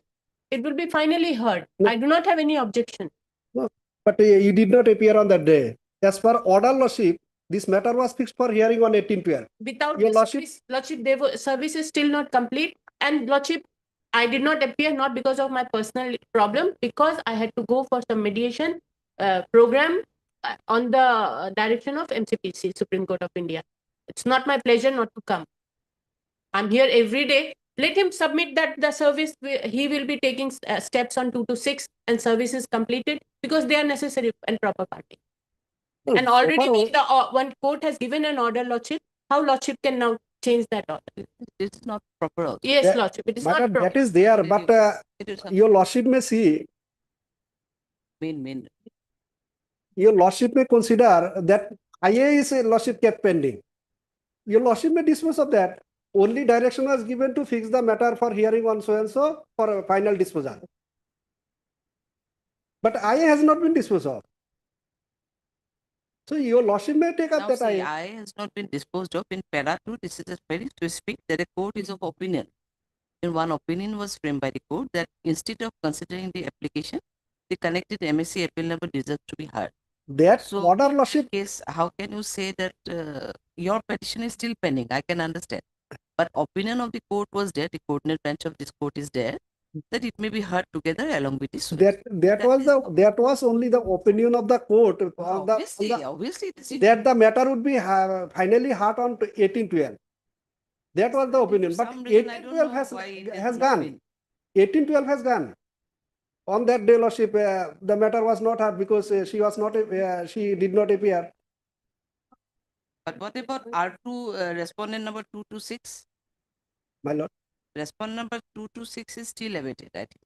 It's not- I don't he know had to whether be they are a same time. necessary party or not, but You have respondent number 3. Respondent number 3. my lord, I am not sure Do you there have may any not be idea any about bar. respondent number 2 or 4? Who are you? She is who is she? Driver.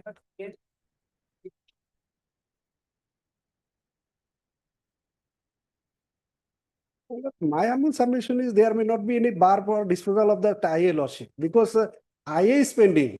Only opinion was Then okay, then we may fix the matter before the state court. That court, concerned court. My lord, Because that there is an bench is- opinion. How can we that change? bench is taking a criminal matter, Lordship, now. Anyway, what to do? Let As us the IA is pending, your Lordship may take. My humble submission, Lordship, because IA, in I itself, the order is passed. Because let the matter be listed on 18/12/2020 for hearing of the said appeal, not the I. that was the opinion that matter would be heard on 18/12.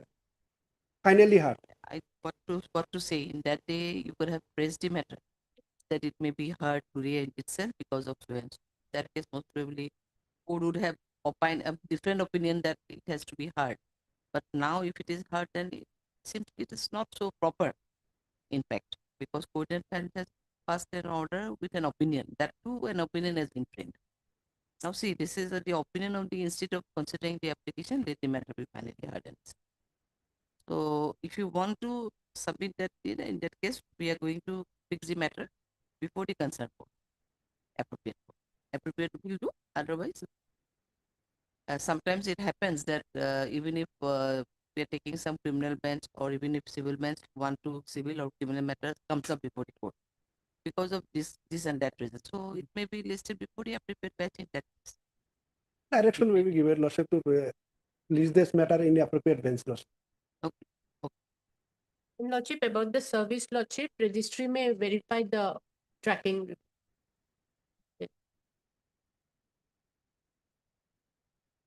Hard, My lord, in this case, Lordship, we have also filed a cross objection that is not in the record, Lordship. That may be directed to be listed along with this cross objection number 24 of 2025. no, if you pass the order of appropriate bench, then we cannot make Lordship, any order Lordship. in that. Hard, Ms. R.D. Mujib, learned counsel to the second appellant, and also heard Mr. M. Khan, the learned counsel appearing for the respondent number 1 claim, and Mr. B. Mukherjee for the respondent number 3. Office note reveals that the service is still awaited for the respondent number 2 to respondent 6. Next, Friday. No, Lordship, after 17/11/25 office note, the case was listed on 18/12/25, but the office has not given any office note regarding service law. Service note it is 17/11 before, but it is seen that though the matter was fixed on 18/12/2025, there is no office note on the service of notice on respondent number 6 by the consent section. View of this, the registry is hereby directed to make a note in regards to service of notice on respondent 6. And further hearing this submission made by Mr. Khan, let the matter be listed before the appropriate bench. Next. My lord, I am praying for a date, Lordship. Can it be on Friday, Lordship? I'm not bothering the other courts also by making, listing On much. 19 or matters. 20, Lordship. 19 or 20. Maybe 20. No, Lordship, 30. Already matters are fixed. Lots of my matters are fixed in January, but still I'm saying 30th. 30th of January. Because 30th, 30. I love it.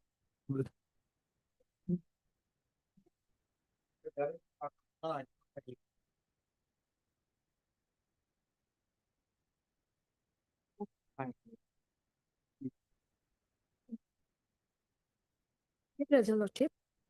Lordship, my senior is on late. It is almost hard, I think, now. Why? Lordship heard it on 25/9. Thereafter, it was fixed on 11/11, but due to paucity of time on 11, it could not be taken. Could not be heard. So after a long gap, I am not aware. In Lordship may fix it on 20, Lordship. After the 20. She is saying her senior is arguing some matter. 20? 20? 20. 20? As a part of submission. Council for both sides, the matter be listed on 28 January 2025 as a part. 20 is a working, Tuesday. Hearing day? Tuesday. Okay, then. Okay, hearing day. Obliged. Because we have to refresh our memory also. Lordship. Make it I have some seen short submission. Then I have so seen that the I can. video of 25/9. Then only I can remember. Obliged. Please, Your Lordship. Yes. Lordship, actually, we are no more in this case, my lord, because we cannot contact our clients for many days after repeated try to contact, my lord. So we have given them a letter, my lord, that we are withdrawing your case. You kindly take your no objection. This case, my lord, the notice may be issued to the appellants, my lord. No, They we may issue engage their- notice, but yeah, as your part, you have to issue notice also that you are going to withdraw. The letter you have annexed, or do you have the letter? No, Lordship. I have the letter, Lordship. You have the letter. I have the letter, Lordship. No, that has to be sent to the others, your client, na? That has been sent, my lord. That has been sent. That has been sent, my That has been sent, or you have done your part. 12/10/25. That regard, do you have anything before to place before the court? Lordship. Maybe the letter, or maybe any acknowledgement. Do you have anything? No, Lordship. Till now, they have not given any reply to our letter. Data is not necessary because my lord, the acknowledgement will suffice, my lord. Pardon? The acknowledgement. That, my that's lord, what I'm asking. This acknowledgement also we have not got. Postal tracking will suffice, my lord. You have sent the letter through the registered post or what mode? What mode you have To sent? electronic lordship. Pardon? We have sent to mail, my lordship. Through mail. Mail and You can submit before this court. If it is sent by mail. and send that WhatsApp, my lord. My lord, what happened, my lord? This is the tactics, my lord. What happened, my lord? During pendency of the regular second appeal, my lord, they have done this, my lord. They have constructed new construction, my lord. But they are now, my lord, avoiding the hearing, my lord. That is the main problem, my lord. These people, I'm not aware, my lord, about these people are not conversant with the email or WhatsApp, my lord. These are poor people, my lord. They are not no, conversant. they are having WhatsApp. My lord, They are having WhatsApp. WhatsApp is the not proper mode, my lord. Not, my lord. Either register post or, my lord, email, my lord. Yes, that's what, because the party had engaged you by entrusting you through an wakalatnama, isn't it? So it is the duty of the council to just intimate that you are going to withdraw, as because they are not intimating it, they don't have any contract. So that much I want. We want simple an acknowledgement or whatever mode you have taken, so that it can be it can satisfy the court that you have taken steps. Thereafter, definitely we will take steps. But as you have submitted that they have already constructed, so These are in spite of the imbalance About that, I am not aware, my you are not aware of. But was there any stay in the Yes, second we- appeal at the time My of lord, they admission? have lost the first appeal, my lord. No, They no, have no, they have op- lost the first appeal. my lord, No, no, you have lost it. my lord, they have only in the trial court, my lord. Trial court against appeal they have, my lord, lost. Against that they have preferred the second appeal, my lord. This is preferred by them. But preferred by them, my lord. I am the respondent, my lord. I am But have you original prayed- defendant, my lord. Original defendant. Original defendant, my lord. Decree was passed So- against them, my lord, in the trial court, my lord. That was set aside by the reversed by the first appellate court, my lord. So this is construction by you then. No, my lord, by him, my lord. This, my lord, showing these photographs, my lord, somebody imagine, my lord, they have any email ID, my lord. May not have email ID, but definitely they- WhatsApp today, everybody has WhatsApp, my lord. But my lord, WhatsApp is the not, my lord, the authority to mode of service, my lord. do one thing through proper mode. Yes, that my means, speed post, through Lord. registered, Speed post, Lord, so that at least acknowledgement I can can submit the acknowledgement. Okay, but in the meantime, they have already constructed these things and all. Maybe, Lord. So But he may be instructed his client to not to go ahead further, my lord. That undertaking, my lord. now, how can But he say he has If no my lord, connection? if my lord, my humble submission is that, if he has my WhatsApp number, that mobile number is there, my lord. Telephone my lord, he can, my lord. Oh yes, Yes, my lord. That is If he has WhatsApp, my lord, he is admitted that the letter was submitted sent by WhatsApp, my lord. If WhatsApp is there, my lord, mobile number is definitely there. That part, Lord. I will send it to That undertaking, my lord. no. Just do one thing. You can send it through your Speed post, Lord.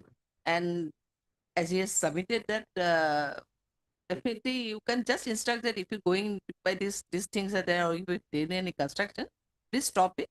Whether I'm taking your case or not, that is different aspect, but don't construct further anything, because it may create another problem But for him also. as on that, my lord, he is the council, my lord. As on that, my lord. Because the power is there.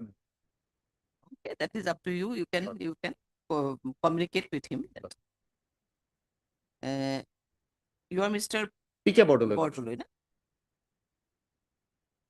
Heard Mr. PK Bordoloi, counsel for the appellant, and also heard Mr. You are Mr. Bhuyan? Yes, my lord. Heard Mr. TK Bhuyan, the learned counsel for the respondent.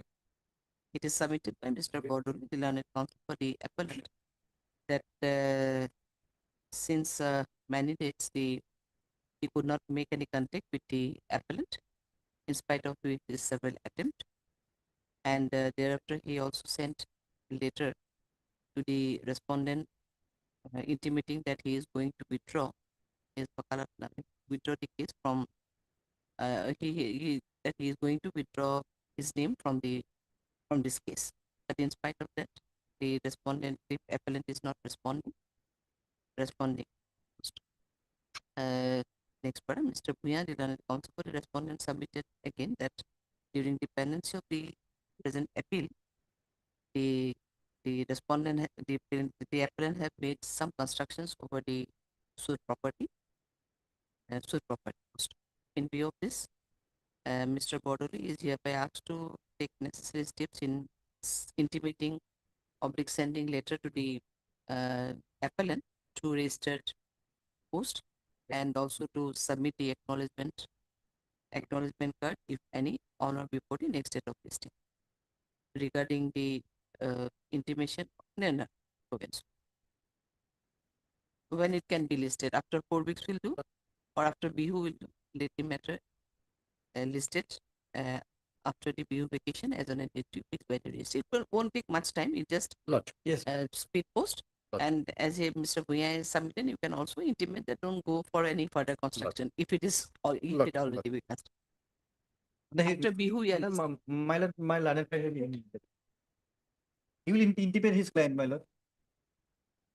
I have the faith, my lord. He will intimate them. Deeply. Highly obliged.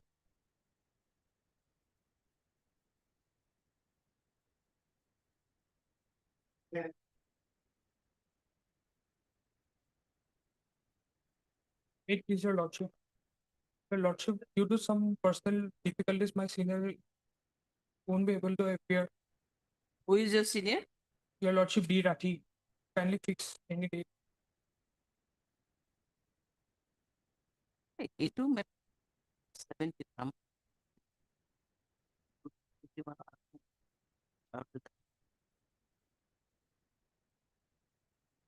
1922. Milai this is again.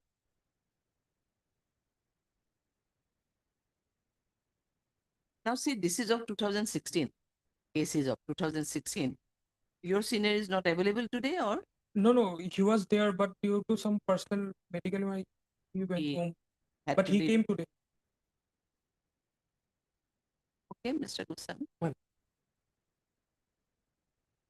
Mr. Standing Council and it railway. I'm appearing for railway, madam. Oh, you're appealing for railway, no? My lord, we have preferred this appeal, my lord, against the order of the learned RCT, my lord. Yes, what you have submitted? My lord, we have referred this appeal, my lord, on behalf of the railway, my lord, against an order passed by the learned RCT, Railway Claims Tribunal. Yes. Okay. Yes. But Mr. G. Goswami did learned Standing Council and railway, and also heard you are Mr. A. Dev. A. Dev, learned council appearing on behalf of and guest counsel Mr. D. Rathi, and submitted that due to some personal inconvenience, he is not in a position to argue the matter. And accordingly, brief were allowed, if the matter be listed. Now this is of 2017. We are going to fix a date here. Huh? Definitely after Bihu only. 29th of January. Okay.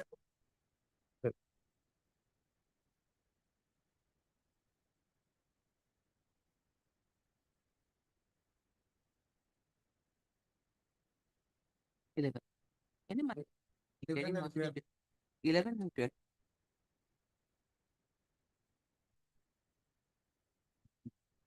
In both the matters, Hazarika, you are appealing. Yes, my lord.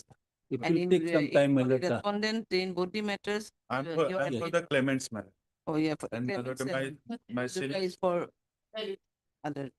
both are arising out of the same Same accident. accident. Same? Same accident, madam. Both arising out. But two judgments are different.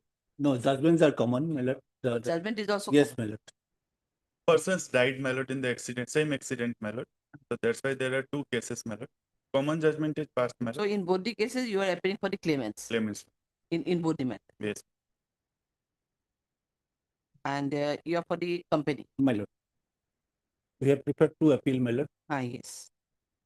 So basically, your ground Submission will be appeal is same of- in both the cases. Pardon? Submission will be same for the No, both. yes, I can understand. For both the cases, no, main ground is for your. My lord, we have taken multiple grounds, my lord. Multiple Yes, grounds. it will take some time, my lord. No, yes, within 5 minutes, I'm not going Yes, to ma'am. hear. Inspire My lord. definitely after the break. At After the week, only I have a fixed case at 2 at in court number 18 million. Some accommodation. I'll come back after. No, now see, the question is the rest matter, all the hearing matters have left. My lord.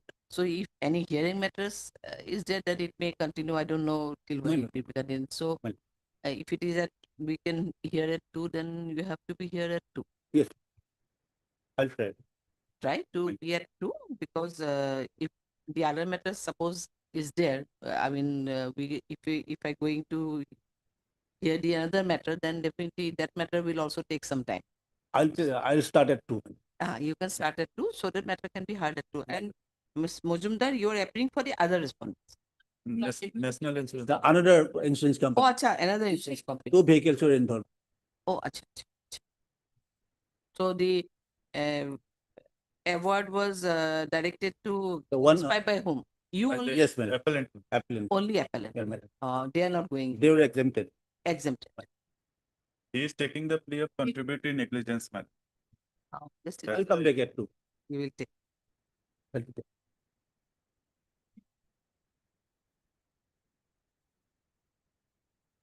Lordship, take up item 11 million. 11. All the evidences and the findings are the same.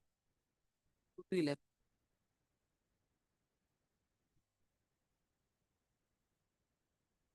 MSC appeal number 180 of 2008. Yes. The appeal has been prepared by the insurance company against the judgment and awarded dated 3/30/7/2018, passed by the learned additional district judge Dibrugarh in MSC case number 39 of 2010 in the item 11.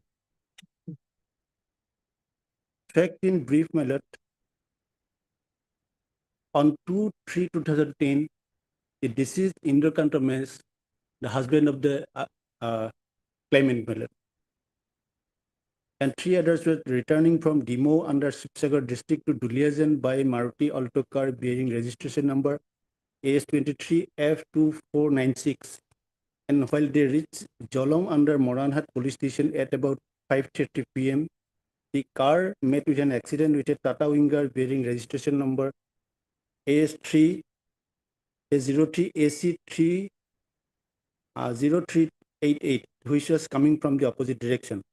In the said accident, Sri Indrakanta Mes died on the spot, and the owner cum driver of the Maruti Alto car, namely Ramesh Bosumatari, that deceased in the second case, also expired on the way to the Sibsagar Civil Hospital. Hence, 2 MSC case was filed, my lord. It was decided by the same court, and the judgment was delivered on 30/7/2018. Now, my lord, your lordship, my lord, 2 vehicles were involved. One is the Maruti Alto car and one Winger, my lord. What, my lord, learned tribunal has decided, my lord, the tribunal exempted the Alto car from paying any compensation to the claimant, my lord. The entire compensation was vested on the insurer of the Winger, my lord. That is under challenge in the present 2 appeal.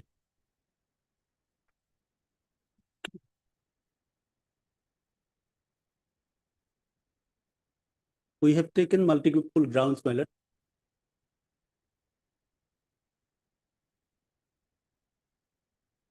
First ground we have taken, my lord, that the learned tribunal has overlooked the investigation part of the case, my lord. The investigation, the case was registered and the investigation was conducted, wherein it was held that that due to rash and negligent driving of the Maruti Alto car, the accident took place, my lord. Due to rash and negligent driving of the Maruti. It is in the search sheet, my lord. It is in the search sheet, my lord. It is a part of the record, my lord. Search sheet, my lord. In terms of the court order, I have translated the search sheet also, my lord. First ground.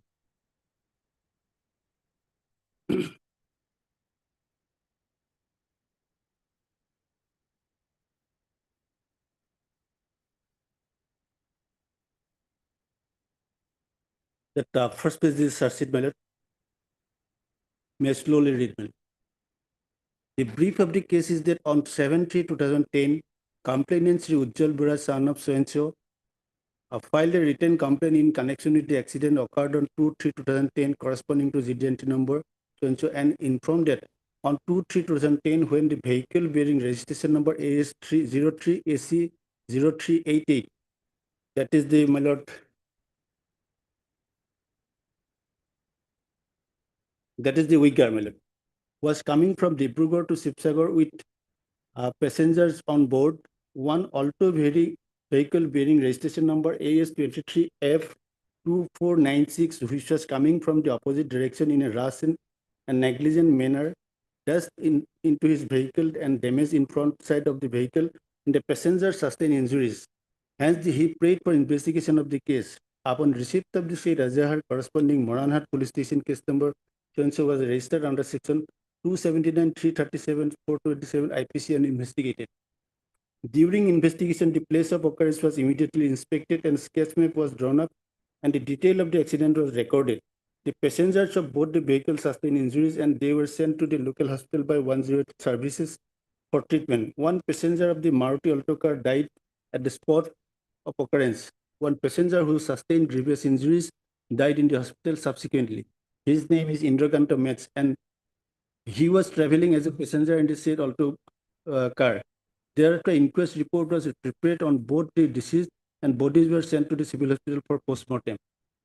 During investigation, both the vehicles were seized from the place of occurrence, and after examining the local witnesses and the complainant, it was found that on the day of incident, at about 5:30 p.m., when the winger vehicle bearing number so-and-so was proceeding with the passenger from Dibrugarh side on the National Highway 37 in a moderate speed in its own side, an Alto vehicle number so-and-so, which was coming from the opposite direction, moved away from its own side and dashed into the front side of the winger vehicle, which was going to the other side of the road. It was found from the statements of the witnesses that the relevant point of time, the Alto vehicle was driven in a rush, very high speed. One passenger in the Alto vehicle was injured. Later on, another passenger of the Alto vehicle died in the hospital. During the investigation, MVI test and MVI test of both the vehicles were done by the DTO. The documents of both the vehicle were properly found. After examining documents, it was found that the owner cum driver of the Alto car was one Ramesh Bosumotari himself. Due to his negligence, it is important, he had to embrace death and another passenger of his vehicle, Indrakanta Metz, also died.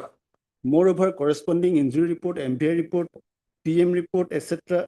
of the case were collected. Sufficient evidence were found to the effect that due to high speed and rash and negligence driving of the driver cum owner of the Alto car bearing number so-and-so, the accident has taken place. Only aforesaid circumstances, a case under section 279, 337, 330, and 429 of the IPC has been found well established. But this is also important, my lord, as the driver of the offending vehicle, namely Sri Ramesh Bosumotari, has died in the accident, hence the final report being submitted. The investigation found that due to rash and negligent driving of the Alto car, the accident taken place. And since the offending driver died at the spot, instead of charge sheet, the final report was late. Now, in connection with this, my lord, investigation part, my lord, I am relying upon the decision of the Honorable Apex Court, my lord.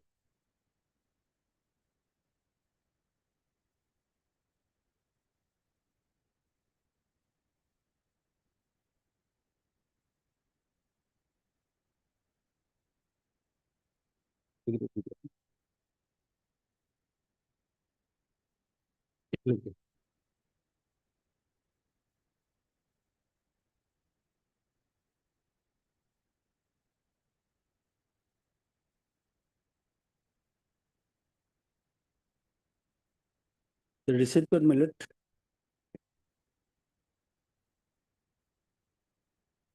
Which one? Three judgment I have relied upon, my lord. It was connected, my lord, that the reference was made in the latest one, my lord, that non-reportable in the Supreme Court of India, civil appeal number so-and-so, ICICI Lombard General Insurance versus Rajni Sahu. in this case, the other two judgments has been discussed, my lord. I have marked the paragraph also 7, 8, and 9.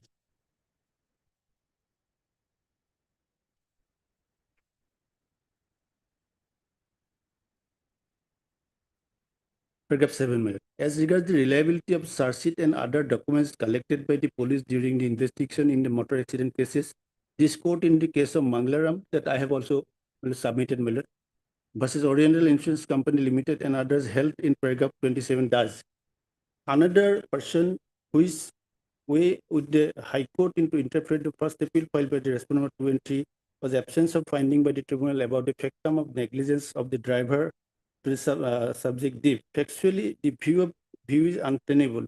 Our understanding of the analysis done by the tribunal is to hold the jeep number so-and-so was driven rash and negligent by respondent number 2 where it collided with the motorcycle of the appellant leading to the accident. This can be discerned from the evidence of the witnesses and contents of the search sheet filed by the police, naming respondent number 2. This court in its recent decision in Dulcina Fernandez that I have also submitted, Miller, versus so-and-so, noted that the key of negligence on the part of the driver of the offending vehicle is set up by the claimant was required to be decided by the tribunal on the touchstone of preponderance of probability and certainly not by standard of proof beyond reasonable doubt. Suffice to observe that the exposition in the judgment already averted by us filing of search sheet against respondent number 2 prima facie points towards his complicity in the driving of the vehicle negligence and rashly.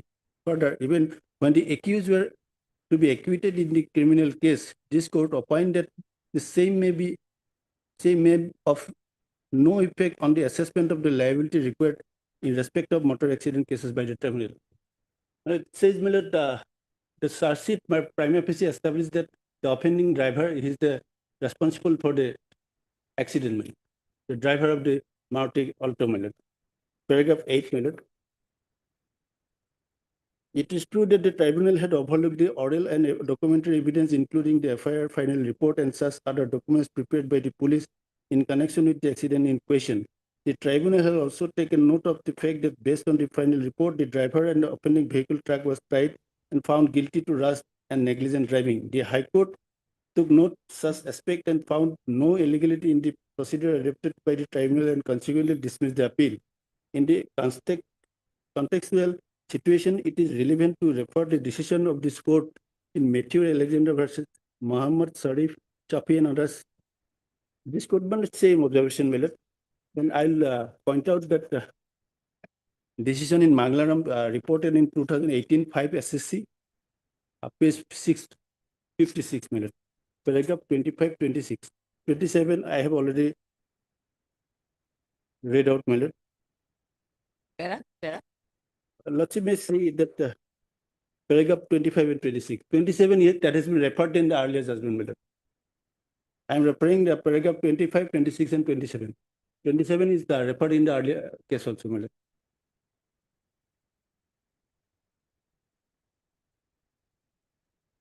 The same proposition, Miller, it says, Miller, the search sheet, filing of search sheet established that there is a negligence and on the part of the offending vehicle, Miller.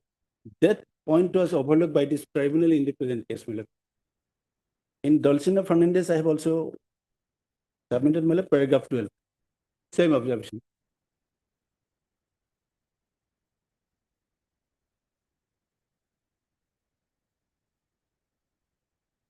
Paragraph 12 in Dulcina Fernandez, Miller, it is reported in 2013 10 SCC 646. Paragraph 12, Miller, short paragraph. CW2, who was at the relevant time working as the head constable of the main Euratorium police station, had reported that the criminal case was registered against the first respondent in connection with the accident, and that after investigation he was charged and sent up for trial. Though it is submitted at the bar that the first respondent was acquitted in the case, what cannot be overlooked is that the fact upon the investigation of the case registered against the first respondent, prima facie materials showing negligence were found to put him on trial. In this case, Miller, since the driver died, Miller, therefore that final report has been submitted. No such thing, Miller. And in support of that contention, my lord, I'm relying upon the evidence of that the CW, cross-examination of CW 1, my lord, no, CW 2, my lord. I have marked the pink tag mark, my lord.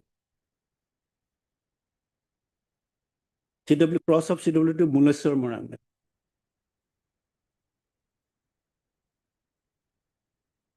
In record. No, my lord, I have that translated version. I have done. The pink bookmark, my lord. Yeah. Cross of CW2 Muleswar Moran for Bajaj Alliance. Or not. I was a passenger of the Alto vehicle. I was in the back seat. There is a big sound due to accident between two vehicles. I sustained injuries on forehead and head. And as such, I became unconscious. Therefore, I do not know how the accident took place. That CW cross of CW2. In cross of CW3 also, you'll find that next flag mark, cross of Dilip Kumar Gogoi, my lord. Their witness, my lord. I was the passenger of the Alto car. The accident took place in the evening. The incident occurred at about 5:30 p.m. Headlights of the both vehicles were on. I was in the back seat. I was not talking. I was sitting on the back seat with Muleswar. We were talking sporadically. Suddenly, the accident happened. I am not aware that what happened just before the accident. I could realize only after hearing the sound of the accident. I could not understand how the accident happened. Driver Ramesh Basumantar and Indrakanta Mets died in the accident. I have not deposed that the vehicle was not in speed. As I sustained injury on my head in the accident because I became unconscious. Next man is crossed by OP, my lord. Your lordship will find in the middle part, my lord.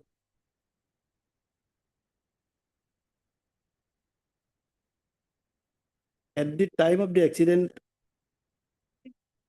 yes. No, vernacular I have also. No.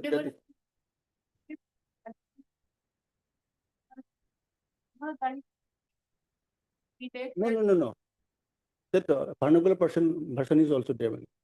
I have not read out entire. You may read out entire evidence. No, you're saying that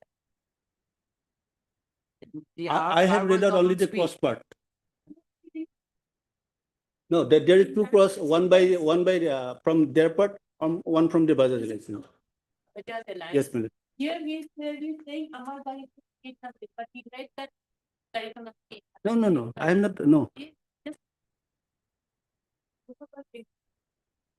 That is there. I am reading again.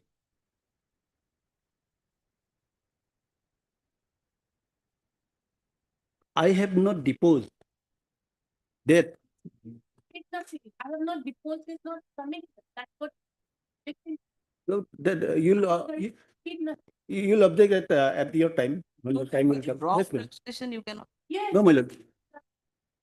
No, my lord. I'm reading, my lord. I have not deposed that. The vehicle was not, my lord, in speed, my lord.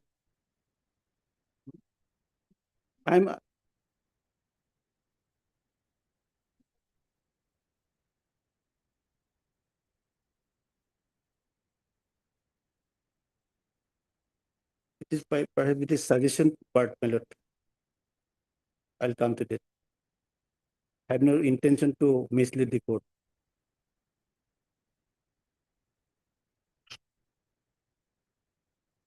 I can read out the Assamese version also, because at that time that the case was listed before my lord Habug, my lord. It was directed to translate the.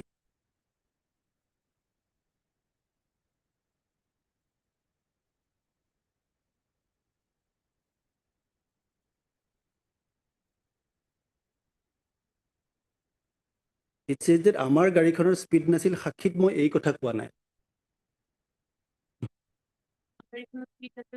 গাড়ীত মই no please see আমাৰ গাড়ীখনৰ speed নাছিল কমা সাক্ষীত মই এই কথা কোৱা নাই No, আমাৰ গাড়ীখনৰ স্পীড নাছিল কমা সাক্ষীত মই এই কথা কোৱা নাই What is it? Let the claimant. Not the form. Still interpret, my lord, I have found that there is a comma. I do not know. My lord, the lordship may see that vernacular version also. This is also annexed, my lord, in my translated version, my lord. আমাৰ গাড়ীখনৰ speed নাছিল কমা সাক্ষীত মই এই কথা কোৱা নাই But you will find it after that translation version.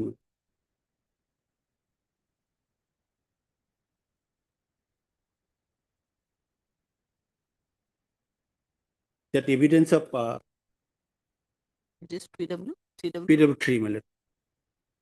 Dilip Kumar Gokul. That part is also there.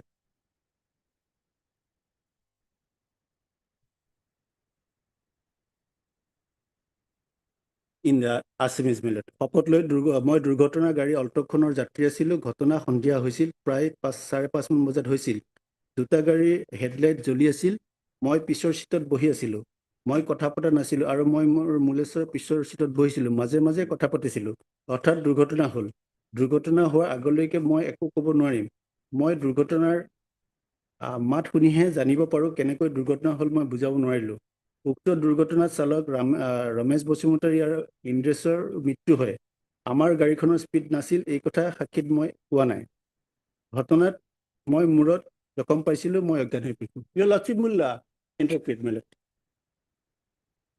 I have no intention to mislead the court, my lord. I have also annexed the vernacular version. Your Lordship will see that. So, on this point, my respectful submission that the investigation part, it was found that due to negligent driving of the Alto car, the accident took place. That part was overlooked by the Learned Tribunal, and the Alto, the insurance company of the Alto vehicle was exempted from paying the compensation. In my humble submission, that insurer of the winger vehicle should have been exempted from paying the compensation to the claimants. It was only because of the negligent driving of the Alto vehicle, the accident took place. Therefore, the insurance company, in respect of the Alto vehicle, is responsible to pay the compensation. Second ground we have taken, my lord.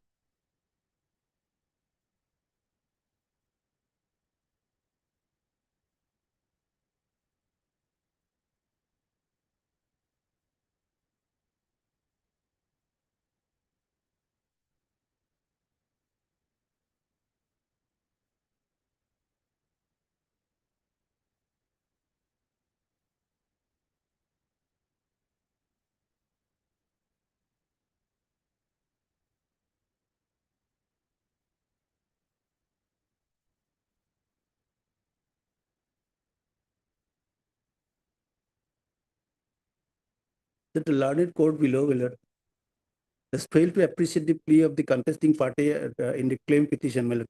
Lordship may see paragraph ground number 4 of my memo of appeal at page 11. In its proper perspective, it was the plea of the insurer of the Maruti Alto car that the policy issued to the Maruti Alto car was covering only third-party risk. And as such, they are not liable to pay compensation to the deceased owner come driver of the Maruti Alto car, as he was not third party to the company. My lord, in respect of the second case, my lord, he was the owner come driver, my lord. Therefore, it was the plea of the insurance company that they are not liable to pay because he is not the third party to the insurance company. This same analogy could not have been taken in respect of the other deceased, my lord. He was traveling as a passenger in the vehicle, my lord. The same analogy could not have been drawn in respect of Indrakanta Mess, my lord. This is in the first case, my lord, who also died in the same accident. Said Indrakanta Mess was not the owner or driver of the Maruti Alto car, and as such, he was not beneficiary to the said insurance policy executed between the insurer and insured. Sri Indrakanta Mess was traveling by the said Maruti car only, and as such, he was third party under the definition 145 the Motor Vehicle Act, my lord. Therefore, he was covered under the definition of third party, and that insurance in respect of the Maruti Alto car they ought to have paid to them. Therefore, the insurance of the insured of the Maruti car is also liable to pay third-party loss or damage caused in the incident involving the said Maruti car. The said aspect of the matter was not discussed by the learned tribunal below, thereby arriving at an erroneous finding. On this ground alone, the impugned judgment and award dated 37/2018 is not sustainable in the law and hence liable to be interfered with. Ground number 4, my lord. Ground number 1, 2, 3, I will explain because of that negligence, that investigation part. Ground number 4, my lord, third party. Ground number 5, my lord, at page 11, down below, your lordship will find. For that learned court below has failed to appreciate the evidence on record as regard the income of the deceased in proper perspective.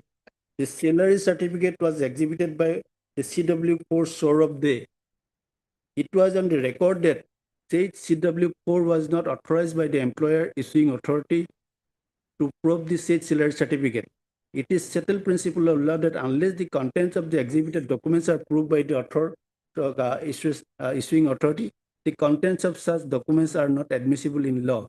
In the present case, the said last salary certificate of deceased was exhibited by CW4, who was neither the author of the said documents nor the issuing authority or any competent officer of the issuing department, and moreover, he was not authorized to prove the contents of the said last salary certificate. On this count alone, that the salary certificate exhibited in Exhibit 3 has no force in law. I'll come to that evidence of Saurabh Dey, my lord.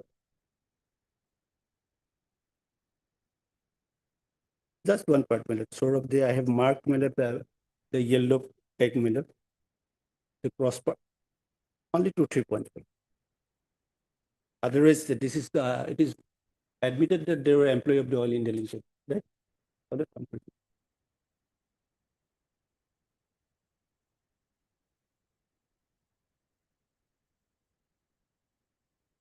Yes. Crossed by OP number 1. This summon was addressed to the head accounts officer.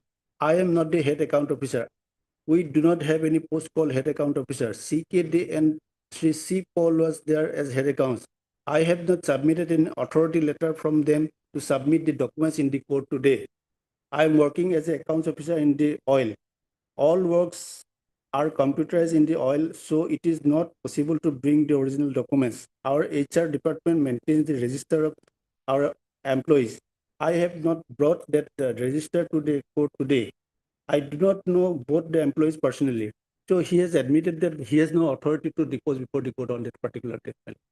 Therefore, my humble submission that the document he has produced, they have no force in the eye of regarding that salary part. Otherwise, I admit that they were employees of the Oil India Limited. It is not disputed, my lord. Next point, my lord, that actual salary, my lord, it was not computed by the learned tribunal. My lord. The Sorola's Burma judgment clearly says, my lord,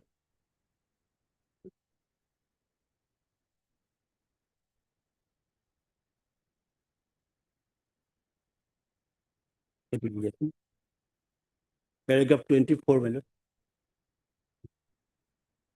24 of? Paragraph 24 of Sorola, my lord. Reported in 2009, 6 SCC, page 121, my lord. The first case, my lord, that the son of the deceased was examined as CW1, my lord. He says that his father was paying income tax, my lord. What Sorola Verma says, my lord, yes, that's not good. Paragraph 24. Paragraph 24, my lord.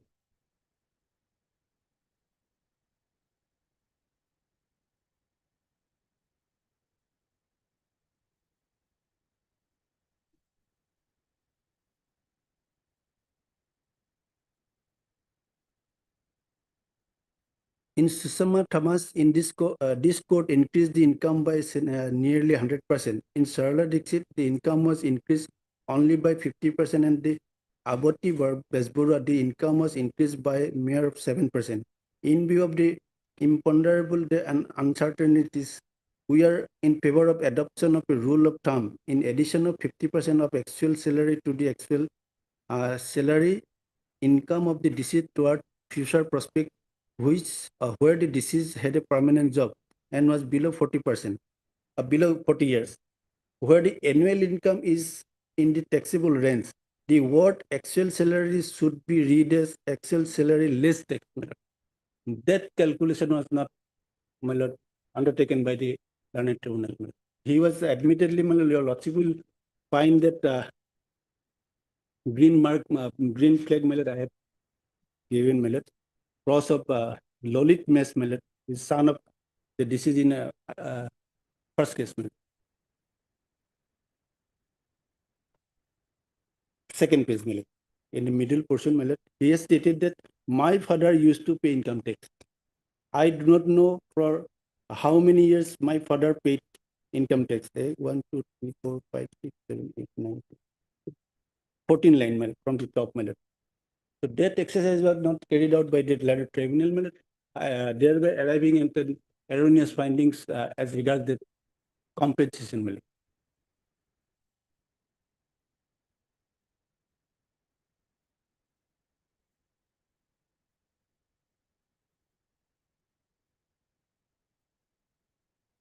Lastly, my lord, regarding the future prospect, my lord, the lordship will find in the impugned judgment, my lord.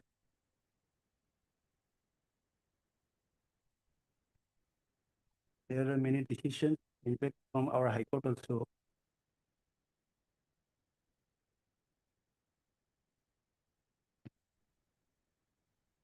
The learned tribunal has awarded the future prospect from the date of filing of the claim petition. The lordship will find it page 37, my lord, of the memo of appeal, my lord. Last finding of the learned tribunal, my lord, the award portion.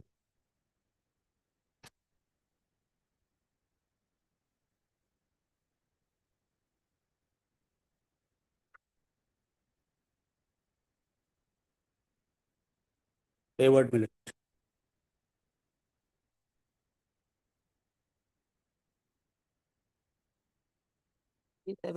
Yes, my lord. Considering the every aspect and circumstances in the claim petition are allowed, and in the claimed case number so and so, the claims are awarded compensation amounting rupees 69,89,692, and in case of MSC case number 39 of 10, my lord, 39 of 10, my lord, that first case, my lord, Honorata Mess, my lord. Claimants are awarded compensation amounting to rupees 44,61,820. The opposite party number 2, in both cases, the Bajaj Alliance General Insurance Company Limited shall make the payment within 60 days from the date of this order, with interest of 6% per annum from the date of filing of the claim petition, that is 18/5/2010 till payment is made. Earlier here that the future prospect has been calculated from the date of, my lord. Yes, my lord. My lord, that decision of our High Court, my lord, paragraph 21, my lord.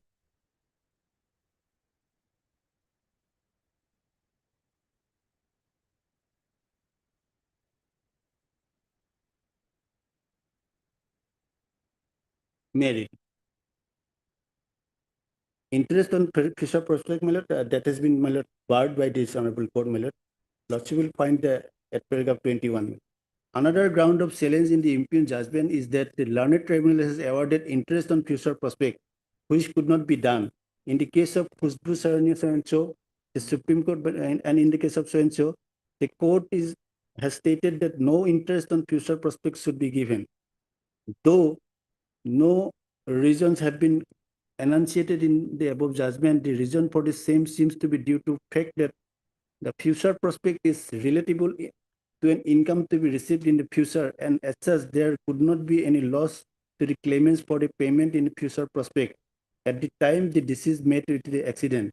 The reason for awarding interest on the compensation amount minus the future prospect is due to the fact that though the loss of dependency starts from the date of accident and the compensation awarded compensation amount is computed on the date of the award of the tribunal. Interest is awarded to the to compensate the loss of money value on account of lapse of time, thus as time taken for the legal proceedings and for the denial of right to utilize the money when due. However, future prospect is with regard to the probable income to be received in the future, and as such, there is no requirement to compensate the claimant by way of future interest for the loss that to be occur in future, as the future is yet to happen. Further, the future prospect is given for the entire future, and as such, the claimant is getting compensation in a lump sum under future prospect prior to the occurrence of the future events. Thus, with regard to future prospect, this court is also of the view that it cannot be any interest on future prospect, as the same relates to an income to be given in the future. That part, the interest on future prospect that cannot be awarded. Basically, on this ground, we have prepared the appeal. My respectful submission, as is transfers from the record, due to rash and negligent driving of the auto car, the accident took place. Therefore, that Bajaj Alliance insurance company, which is the insurer of the other vehicle, the winger, is not responsible for the accident. Therefore, that Bajaj Alliance should be exempted from paying the compensation. And we have already deposited 50% of the awarded money in both the cases. Perhaps they have withdrawn also. That is my response.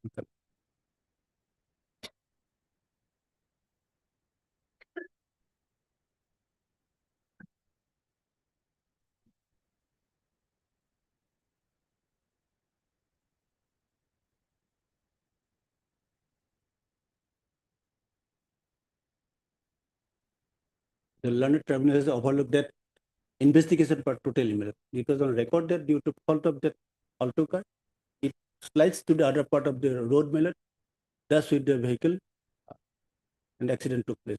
That part was ignored. An entire compensation was granted to the claimant payable by that other insurance company was exempted from paying. Now your plea is contributory negligence? No. Or negligence totally on the part of? Yes, we have prayed for that totally on the part of that other vehicle. Because that is the clear findings of the investigation says, due to rash and negligent driving of the vehicle, that accident took place.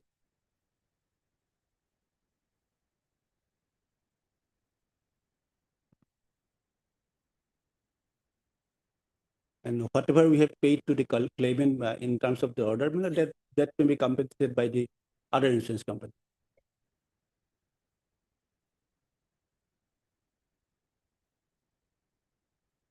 That's my humble term.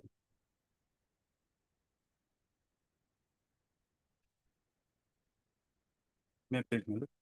But the judgment, Lordship will find, my lord, it starts from page 26, my lord.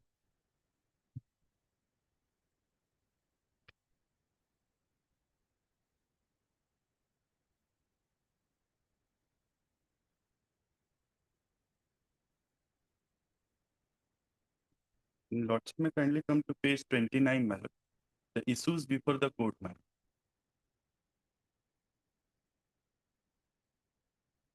lord. Page 29, my lord. One is about, my lord, whether there is any cause of action. Two, my lord, with regard to maintainability. Three is with regard to legal health. Then, my lord, 4 and 5 are relevant, my lord. Whether the deceased died due to the accident caused by the vehicle bearing registration number AS03AC0388. And, my lord, number 5, whether the accident took place due to rash and negligent driving of the vehicle AS03AC0388 driven by the opposite party number 3. This, my lord, vehicle number is of Tata Winger, man. Winger. Tata Winger, not the Tata, not the Alto, man. So these are the issues before the court, man.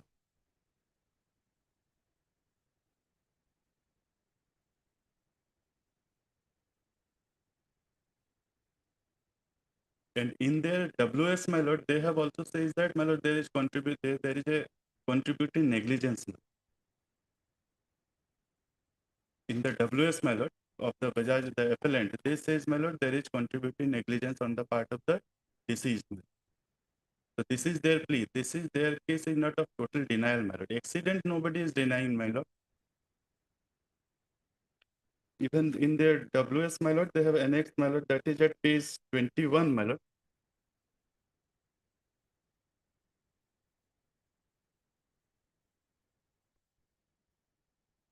And my lord, in this judgment, my lord, what are the evidence they laid, my lord? Because, my lord, the case has to be decided on the basis of the evidence. And lordship knows, my lord, the person who asserts, he has to prove its case, my lord.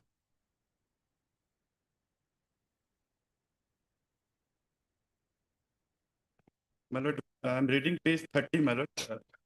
That is the relevant portion of the judgment, my lord. Paragraph 10, my lord.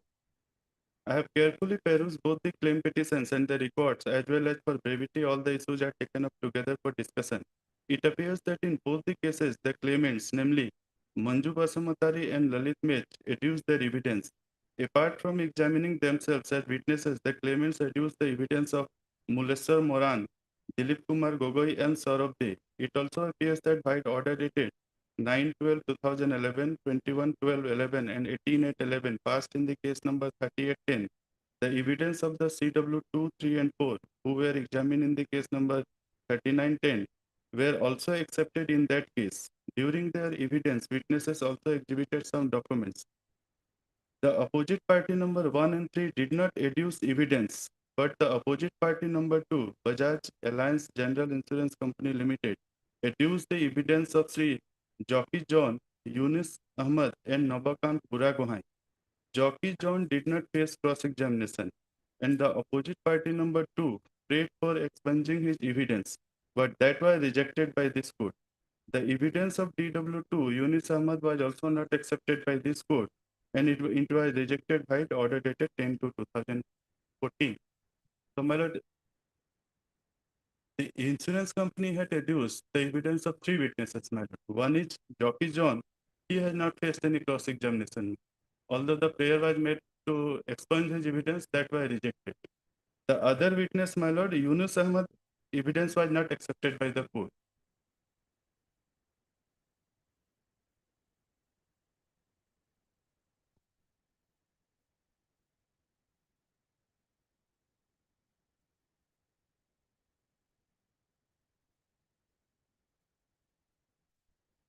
And my lord, police officer Sri Nabakant Buragohai, he was examined by the insurance matter. And my lord, the documents, the 2 documents he has, Officer, he was the investigating officer of the case, my lord, one lodged by the honor of the Tata Winger, my lord.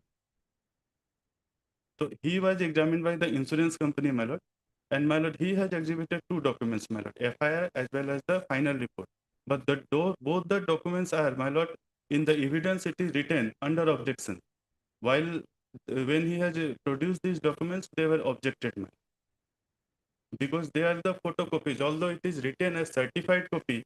So, but the objection is that these are not the certified copy, these are the photocopy. And lordship knows, my lord, how the reports are proved, and I'm not going into all these things. So these are under objection.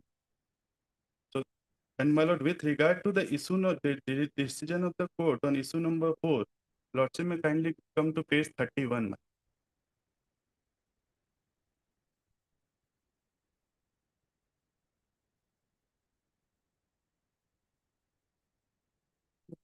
Paragraph 15, my lord. This is, although here it is not specifically mentioned, but issue number 4 starts from paragraph 15. May I read, my lord? Now let me see whether the deceased Ramesh Basumatari and Indrakant Mech died in the road traffic accident involving the vehicles mentioned above. In both the cases, the claimants narrated that on 2/3/2010, the accident took place at Jolom under Moran Ghat Police Station, Sibsagar, and in the accident, Indrakant Mech died on the spot, and Ramesh Basumatari succumbed to the injuries while he was being taken to the civil hospital, Sibsagar. And this fact has not been denied or challenged by the opposite parties. But the vital question is whether the accident took place due to rash and negligent driving of the vehicle number AS03AC0388, driven by opposite party number 3.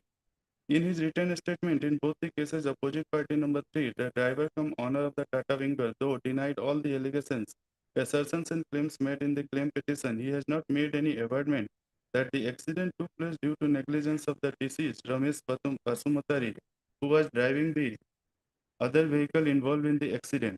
But the insurer of the opposite party number 3, that is opposite party number 2, the Bajaj Alliance General Insurance Company Limited, denied the allegation that the vehicle bearing registration number AS03AC0388, which was driven by the opposite party number 3, was either involved in the accident or was driven in rash and negligent manner.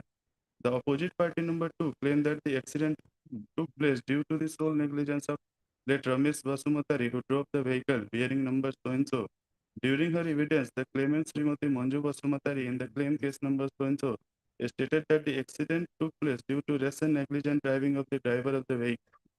But during her cross-examination, she admitted that she did not witness the occurrence. But CW2, Muleswar Moran, who was a co-passenger in the vehicle, specifically narrated that the Tata Winger bearing registration number so-and-so, which was going towards Chipsagar, suddenly knocked the Maruti Alto, and during his cross-examination, also he narrated that the vehicle in which he was traveling, a Maruti Alto, driven by Ramesh Basumatari, was in a slow speed and it was on the left side of the road. And he also narrated that the Winger has knocked their vehicle from the opposite direction. He specifically stated during cross-examination that the accident took place due to fault of the Tata Winger. In his evidence, CW3, Dilip Kumar Gogoi also narrated that he was in the vehicle driven by Ramesh Basumatari. He also specifically narrated that the Tata Winger suddenly knocked the Maruti Alto and they got injuries. But this witness could not say for whose fault the accident took place. Though the opposite party number 2 adduced evidence, the DW number 1, Sri Jockey John did not stand to press cross-examination and his evidence was also not expunged. And his evidence does not specifically disclose that the accident took place due to fault of Ramesh Basumatari. Jockey John also did not state during evidence that the opposite party number 3 did not drive the vehicle either rashly or negligently. In both the cases, the opposite party number 2 adduced evidence of Sri Navakant Buragohai, a retired sub-inspector of police, who in his evidence stated that after the occurrence, Ujjwal Bora has lodged an FIR alleging that his vehicle was knocked by the vehicle number so-and-so Maruti Alto. He also exhibited the certified copy of the FIR, which has been marked as Exhibit X. He also narrated that he had submitted the final report in that case. He also narrated that vehicle number so-and-so was driven by its owner Ramesh Basumatari, who died in the accident. This witness was also subjected to cross-examination, and he denied the suggestion that the documents exhibited by him cannot be accepted, and he also admitted that due to death of Ramesh Basumatari, he had to submit final report for which he could not properly investigate into the case. He could not say whether any FIR was lodged against the driver of the Tata Winger. I have carefully perused the evidence, the exhibits, and considered the submissions made by the learned counsels representing both sides. The learned counsel for the claimants argued that it is specifically mentioned in the claim petition that the accident took place due to rash and negligent driving by the driver of the Tata Winger number so-and-so, and the witnesses and the claimants themselves remained firm during their evidence in this point. The learned counsel also argued that the opposite parties number 1 and 3 did not adduce in evidence, and though the opposite party number 2 adduced evidence of Jockey John, he did not stand to face cross-examination, and his evidence also does not specifically mention that the accident took place due to negligence of Ramesh Basumatari. The learned counsel for the opposite party number 2 argued that the opposite party number 3, who was driving the Tata Winger, did not have a valid and proper driving license to drive that kind of the vehicle. The learned counsel prayed for dismissing both the claim petitions. I have very carefully considered the rival submissions. In motor accident claim cases, it is not necessary to establish beyond all reasonable doubt that the accident took place due to rash and negligent driving by the driver of the offending vehicle.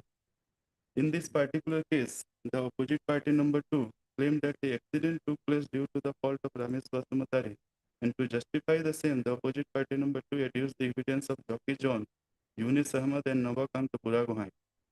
It is already stated that Jockey John did not face cross-examination, and he did not state anything that the accident took place due to the negligence of Ramesh Basumatari. From the evidence of Navakant Buragohai, it appears that after the accident, an FIR was lodged by the opposite party number 3, Sri Ujjwal Bora. But his evidence also does not disclose that the accident had taken place due to the fault of Ramesh Basumatari. Sri Buragohai is specifically admitted during his cross-examination that due to the death of Ramesh Basumatari, he could not investigate into the case and was compelled to file the final report. On the other hand, the witnesses for the element stated that the accident had taken place due to the fault of Tata Winger. As such, prima facie it appears from the evidence of the witnesses that the accident took place due to the negligent driving by the driver of Tata Winger. The opposite party also could not establish that the opposite party number 3 did not have a valid driving license. So, my lord, the tribunal had considered all the aspects of the matter. My lord, the evidence reduced by all the claimant's witness as well as my lord, by the insurance company. So after considering entire aspect of the matter, my lord, the court comes to the finding that the accident took place due to the fault of the Tata Winger. And my lord, lordship knows that my lord, in motor accident cases, the proof is not my lord beyond reasonable doubt. It is my lord touchstone of preponderance of probability. My lord, the claimant here, my lord, whoever the persons available, the persons who were traveling in the car, CW2 as well as CW3, both were sitting in the backside and both were present. 1 and 2 who were sitting in the front seat, my lord, both right. So they were the persons present. Incident occurred during the night when they were coming back from one reception of a marriage. So these are the persons available. They have adduced evidence, my lord. Nobody is denying that no accident took place. There is postmortem report, my lord, which says, my lord, that death is occurred due to the injuries sustained in the accident. That is occurred due to coma, due to the injuries in the described in the postmortem reports. My lord. So these all things are there, my lord. And after considering all this, my lord, the court find that this accident occurred due to the my lord, Tata Winger, my lord. And with regard to my lord, proof, my lord, I'm relying on judgment, my lord. Lordship knows, my lord. We basically speaking on the point of this investigation Yes. were done by the police officer, Yes. and why the final report has to be submitted in spite of the fact that the auto car was in a high speed or driving very negligent. That was the investigation. That figure what was. The police officer has already been examined. Yes, my lord. The mainly he is relying on a my lord final report, my lord. That report is exhibited under objection, my lord.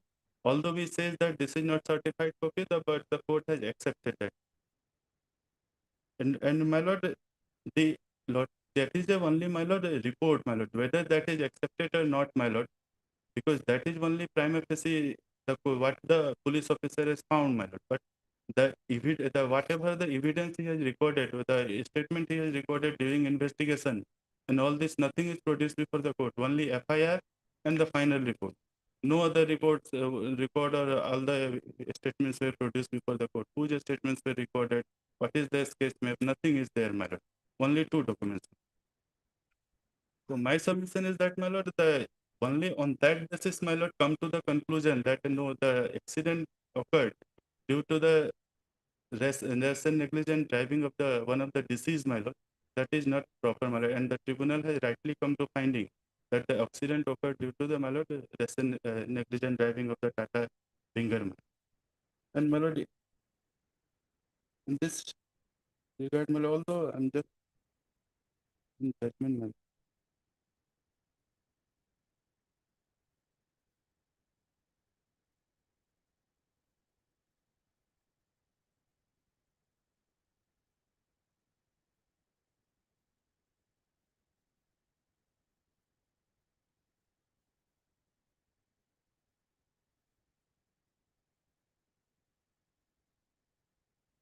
My lord, may first take up, my lord, AIR 2009, Supreme Court 2819, my lord. Party name is, my lord, Bimala Devi.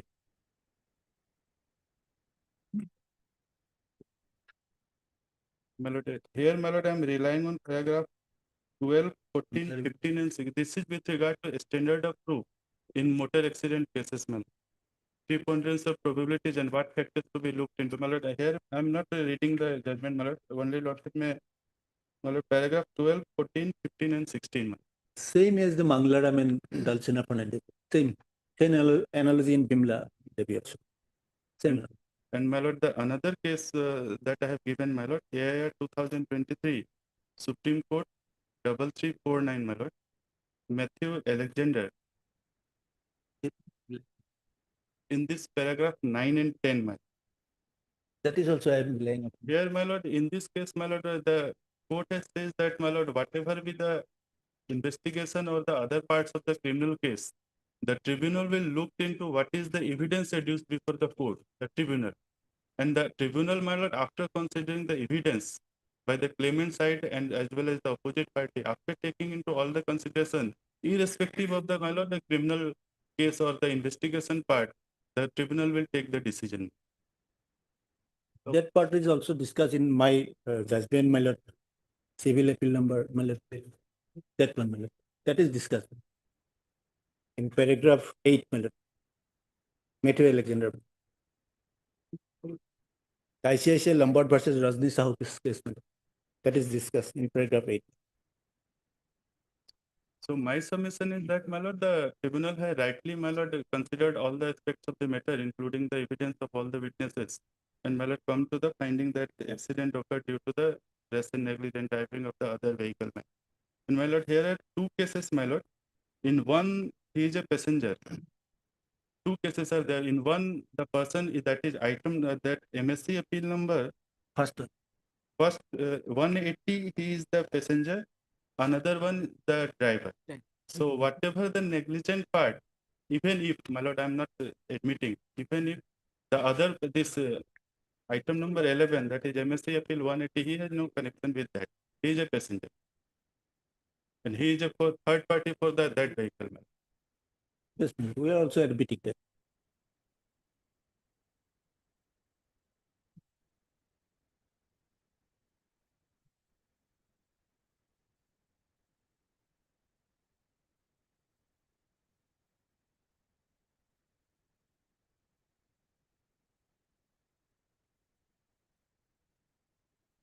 And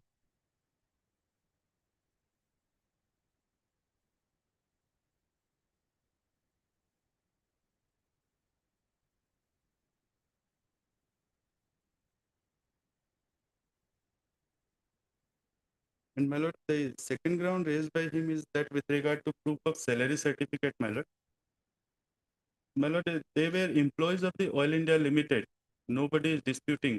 And to prove the salary certificate, my lord, CW4, once Saurabh Dev was examined, my lord, he is the, my lord, accountant officer of Oil India Limited, Duliajan, my accountant officer, Oil India, Duliajan. Well, although the summon is in the name of head accountant, but he has authorized, he has sent this person to give the evidence, my lord, and he has exhibited the salary certificates, where, my lord, seal, signature, everything is there, my lord. So it is, lordship knows that, my lord, in all the cases, the departments, my lord, send the persons who are acquitted with the statements, and he says what are the salary components, what is the salary, and everything he has stated in his evidence, my lord. So he is the, my lord, authorized person to depose on behalf of Oil India to prove this certificate. And, my lord, salary certificate is proved by CW4. Therefore, my submission is that, my lord, the salary certificate was proved, my lord, as per law, and the tribunal has rightly considered the same.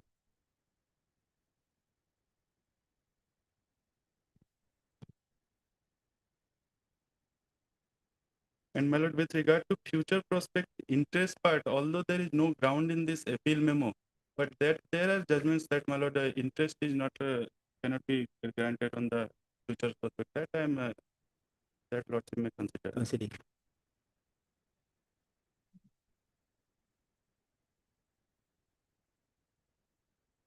Ground মানে exorbitant বুলি কৈছো আৰু general ground.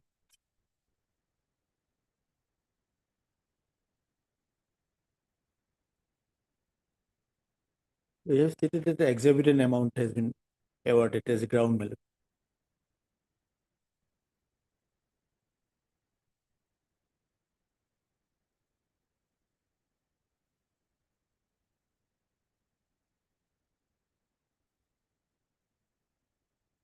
My submission is that, my lord, the tribunal has rightly assessed the compensation, my lord. There is no merit in the appeal, so appeal may be dismissed.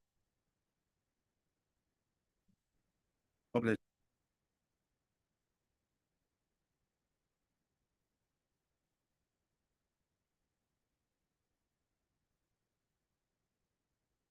Lordship, something which they did not raise in the tribunal. By filing this appeal, they are raising it now. Thing is, Lordship, as my learned brother has already read the issues, Lordship, because the issues after filing the plaint and application and issues are framed. They did not press any issue that the Alto vehicle was anyway responsible for the accident. Two issues were framed against the vehicle insured by them. And against that also they did not. Not only that, they did not raise an issue that the vehicle Alto was responsible for the accident, nor did they object to the issues that their vehicle was involved in the accident and due to rash and negligent driving, because the claim petition was under 166 Lordship. So due to rash and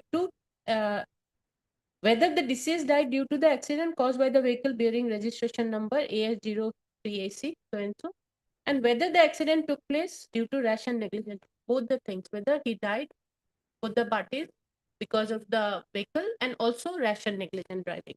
And most of the part my learned brother has already read, Lordship. The court has given a detail. If Lordship, a person has died, two persons have died, in each case one person has died, their families are there. Okay. If now in their appeal, this court finds that Ramesh Basumatari was responsible for the accident entirely, Lordship, his family is not going to get any money because he is not a third party as against our insurance company, Lordship. That is a settled law.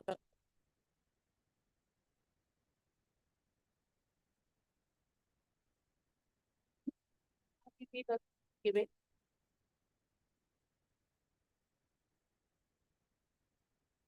Since the deceased himself was the insurer as well as the owner of the vehicle, no amount of compensation could have been awarded to the claimants. I'm giving only one judgment, Lordship, but there are other judgments also. Raj's judgment is there, Juma Saha is there. I'm just giving one judgment because it is a settled law that whom does the insurance company indemnify? The insurance company indemnifies the owner. If the owner himself was responsible, or Juma Saha also I'll give Lordship in this was an injury case.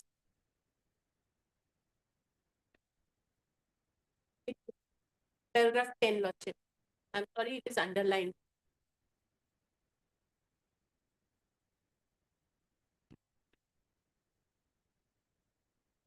Appellant Insurance Company is also doing cases, Lordship. I think they are very clear in this regard that owner himself, he will not be entitled. So no compensation will be received by, even if any contribution is given. Second. And, In the second. No. I'm talking about Ramesh Basumatari. Second or first, no, I'm talking about this argument is for both the cases. So Lordship, they know that he will not be getting, his family will not be getting any compensation. Moreover, Lordship, the tribunal, they have not, in their grounds of appeal, they have not challenged the fact that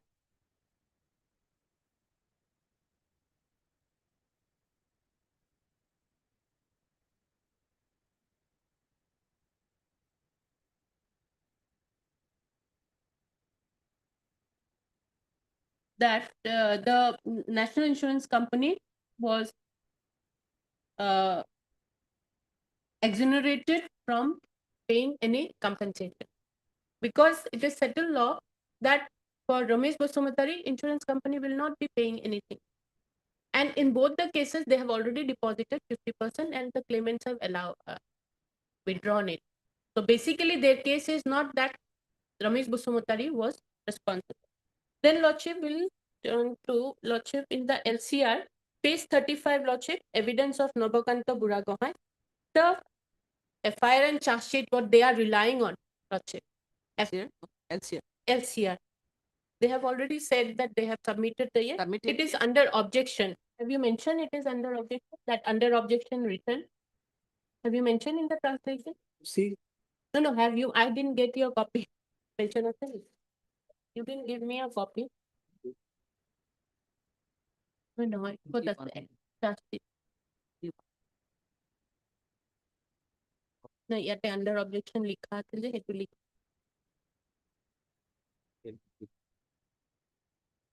নহয় এভিডেন্সত লিখা আছে।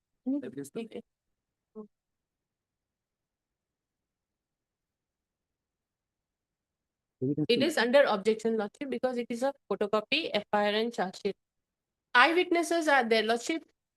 What evidence Lordship will look into? The eyewitnesses who were traveling in the vehicle, their evidence, or a police officer, retired police officer who did the investigation, and in his cross-examination, he is clearly saying that he could not investigate it properly. In his cross-examination, he has very clearly said that he could not investigate the case properly. That has been mentioned by the tribunal, Lordship, in the judgment. And other two witnesses, one did not stand cross-examination, and that Jockey John also, he did not say that there was any rash and negligent driving. He did not talk about that. Yunus Ahmed was, that was expunged. He also did not mention about rash and negligent driving. Only the police officer there. Lordship, let's consider a case, Lordship, in which in the criminal case, someone is exonerated, someone is discharged. Won't the claimant get compensation? That is clear case, Lordship. Even if there is a criminal case, in a criminal case, someone is exonerated, still claimant are entitled to. Same applies here also, Lordship. The investigating officer himself says that I could not complete do the investigation properly because, and this person died, Lordship. The person who is alive, he filed a FIR. That is the investigation, and based on that investigation, a case cannot be, people cannot be made not to be paid any compensation. The submission made by, they are saying that totally exonerate them, whereas totally issues are framed against them. Totally the decision is against them. They did not deduce any positive. They did not bring in the owner or driver. The owner, they say that the owner filed the FIR. Why did not they deduce evidence of the owner of the vehicle who filed the FIR? And the investigating officer, Lordship, he says that I could not complete the, I could not do proper investigation. Of not doing a proper investigation, Lordship, and that document they want Lordship to pass, I mean, change a total judgment based on that document. It is not to be allowed. And the ground, Lordship, other grounds,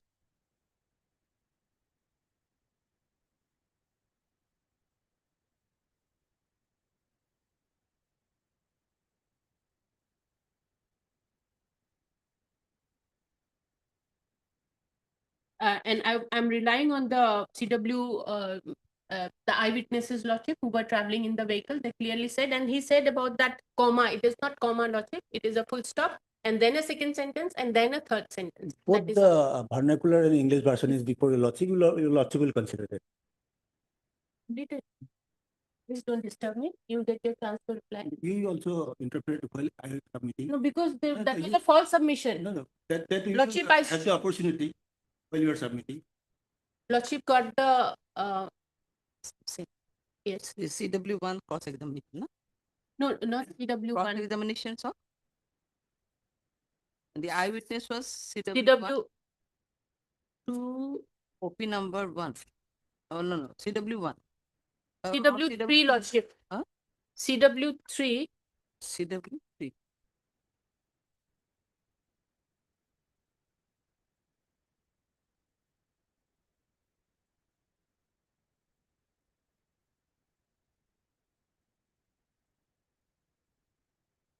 Yes. Dilip. And Dilip Gogoi. Lordship, আমাৰ গাড়ীখনৰ speed নাছিল, that is stop. সাক্ষীত মই এই কথা কোৱা নাই, stop. The last in the end, Lord.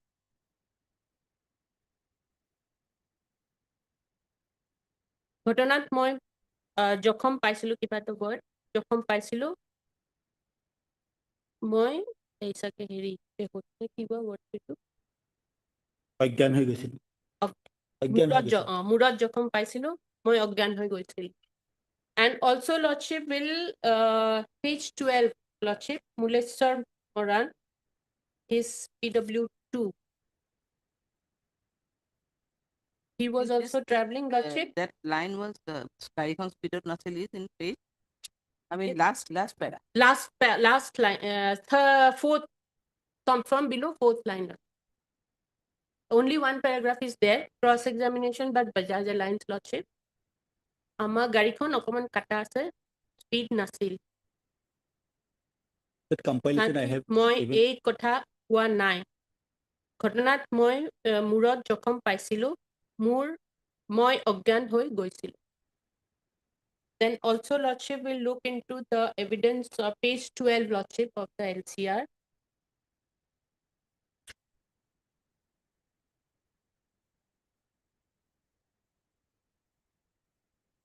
Evidence of Muleshwar Moran CW2 one sentence is there lordship where he said Tata Wingerer দুখৰ বাবে হৈছিল ঘটনা টাটা উইঙ্গাৰৰ দুখৰ বাবে হৈছিল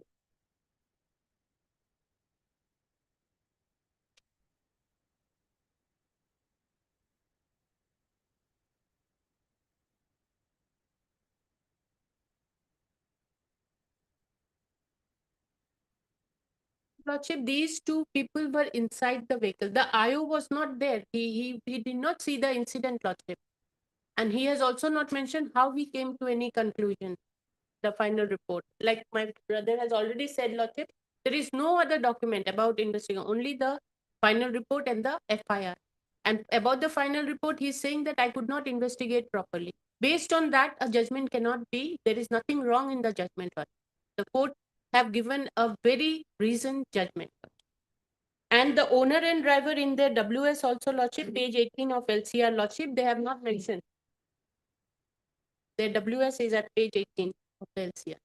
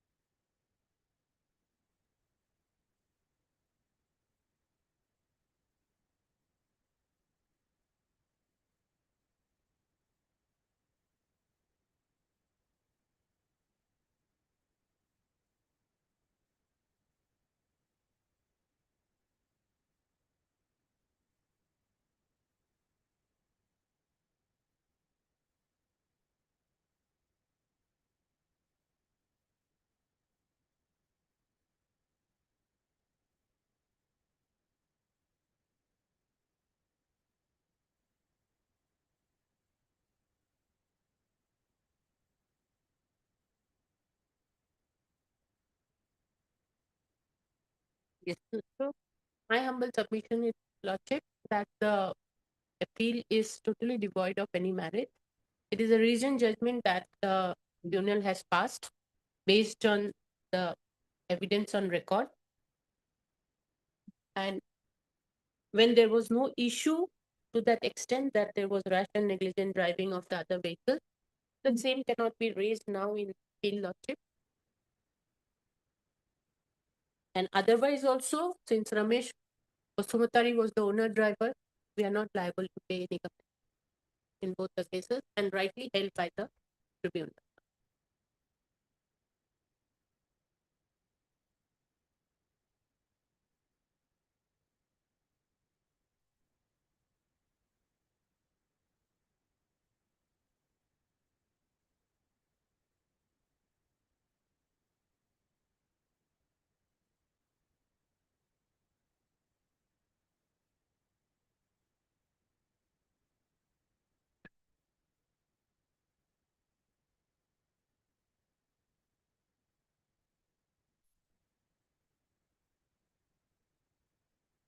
Yes.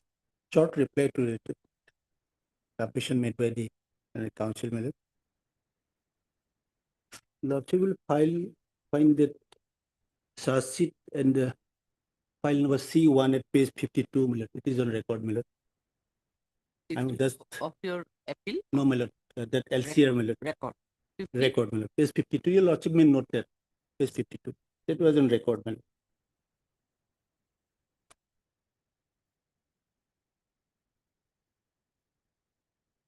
Duta file is C1, file number C1. Yes, yes, yes. Page 52, the charge sheet, Miller. Yes. In the judgment, Miller, at paragraph 18, Miller, except he's mentioning that that by the tribunal that in paragraph 18, Miller, he also narrated that he has submitted the final report in this case, Miller. The learned tribunal had They've submitted? yes, Miller, but no discussion about that. No, no. Charge sheet, Miller. No discussion about No discussion about the charge sheet in the impugned judgment. No, this charge sheet was filed against the driver of the winger. That Maruti car. Maruti Was vehicle. filed? This is the final report, Miller. Ah. No charge sheet because that person died, that offender is died, Miller. Therefore, charge sheet was not filed. It was Yes, filed yes, in final from report. Now final you're report. saying that? Only one sentence that learned tribunal has in paragraph 18 of the judgment stated that in both the cases, opposite party number 2 adduced the evidence of Nabokanta Boragohai, the retired sub-inspector of police, who in the evidence stated that after the occurrence Ujjwal Bora had lodged an FIR alleging that his vehicle was knocked by the vehicle number MRT Alto. He also exhibited the certified copy of the FIR, which has been marked as Exhibit X. He also narrated that he had submitted the final report in the case, only to the extent that about the charge sheet, the learned tribunal had discussed. In fact, it was That is the evidence, I think. my lord, that only that line has been added in the judgment. That your lordship has find that at page 52, the charge sheet was on record before the court, tribunal. The factum of that investigation, it was not discussed. It was clearly stated that due to fault of that Maruti car, it was slided over that other part of the road, and collided with the winger, due to a fault of that driver of the Maruti car, the accident took place. There is no discussion about the same in the judgment. As regards the statements of that eyewitness, I have already read out the cross-examination part, that Muleshwar Moran and Dilip Gogoi, they have stated that I'm reading the cross of Muleshwar. I was a passenger. Already heard? Yes, I have a passenger of the Alto car. I was in the back seat. There is a big sound of due to accident between two vehicles. I sustained injuries on forehead and head, and as such, I became unconscious. Therefore, I do not know how the accident took place. He clearly stated. And Dilip Gogoi also stated the same. They were seated in the backside. They do not know how the accident took place. But in one statement I have read now, My lord. the Moyaru, someone else was sitting in the backside, and our car was very left side of the road. And the other vehicle comes My with it, right? That is the. And that the is cross by the part by. Lordship will also consider the cross part also. They've stated that they could not know, they do not know how to accident took place because they were, one person says they were, Now the question is that when the accident had occurred, at that moment it may not be possible for anyone to my lord. how the accident. And there is catenary judgment says, my lord, that investigation that should not be disbelieved, my lord. After the thorough investigation, the final report was submitted, and the learned court did not discuss about anything about this asset. Only the photocopy of that this final report. Therefore, the lordship will see the LCR my lord, at page 52. No, this is also photocopy. Yes, ma'am. This is also photocopy. Objection, but that's why object. It's not the original copy. It's also photocopy. My lord. And regarding that cross of that Saurabh Day, regarding their employment, we have no objection. We are not disputing anything, my lord. Only disputing that he has himself submitted that he is not authorized by anyone to produce those documents before the court. Regarding the employment in the All India Limited, we have no dispute. Yes, my lord.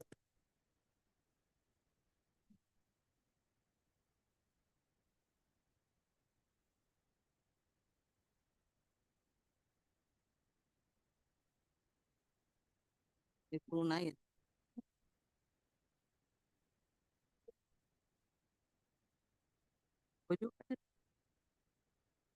क्या मारी गई?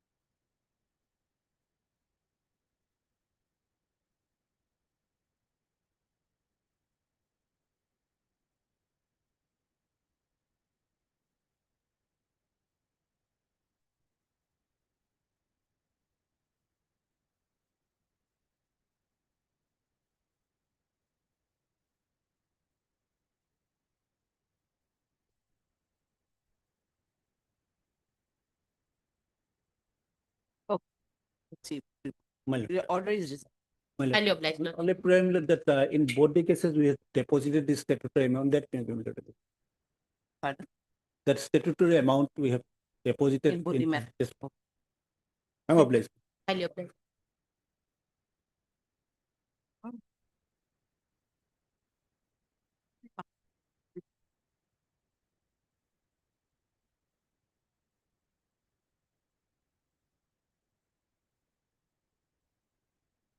Very short matter, my lord. Within half an hour. Half an hour you will do, my lord, complete. Huh? Yes. No, you may complete your part. No, I shall take 10 minutes, madam. Huh? 10 to 15 minutes.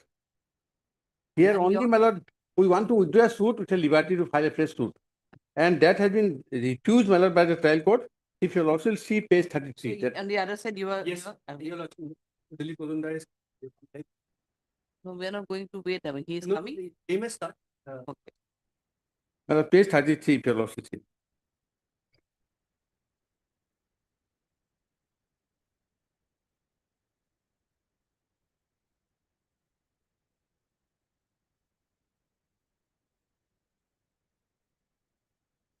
This is the order. Yes, sir. Both sides are repented with the following order. I intend to dispose of the mistake case by petition number so and so based on which mistake case is filed registered and the petitioner filed an application under order 23, rule 13, reduce section 151. By this section, the petitioner prior to in such is that the instant suit suffers from formal defects as the prayer in corresponding title suit does not reflect the relief of the declaration of the right title and interest of plaintiff with respect to suit length. Further, the plaintiff submitted the suit property has not been properly described in the plaint and non-joinder of the parties. Three grounds. Obviously, the party has not filed written objection as per resolutionary. Perusal of the case record reveals that corresponding title suit at the stage of cross of the defendant witness. It is to be noted that non-joinder of the parties, non-description of suit is not a fundamental defect. They have referred to a character decision. Description suit length. In the instant case, corresponding title suit at the stage of DW and the prayer of the petitioner with respect to the non-joinder of parties and adequate description of the suit property does not qualify formal defect to allow the withdrawal of the suit with the leave with leave to grant a fresh suit for the same subject matter. In the light of the above discussion, it is deemed to fit to dismiss the said petition as an application for withdrawal of the suit in an advanced stage of proceeding, and the grounds paid for by the petitioner so are not formal defects in material. But this is they have relied on a judgment of Calcutta High Court. Now I shall place reliance on a judgment of Supreme Court. It is a 2017 5 SCC 63.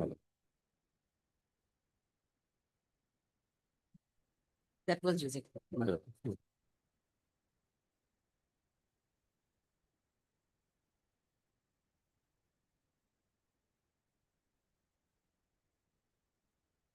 I shall refer only to paragraph 12, not Paragraph 12.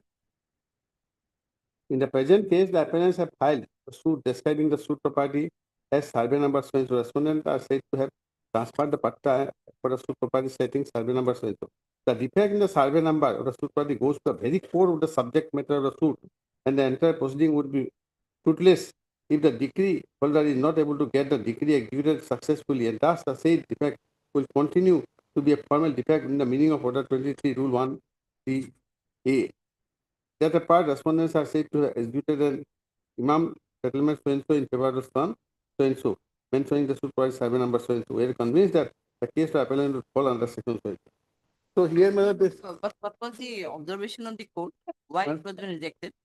No, that is nothing but that they relied on the judgment of Calcutta High Court. They are saying that this is not a formal defect. But Supreme Court has said that the description of suit property is a must matter. That the judgment of this Kolkata High Court was relied on. High Court, Calcutta High Court was relied.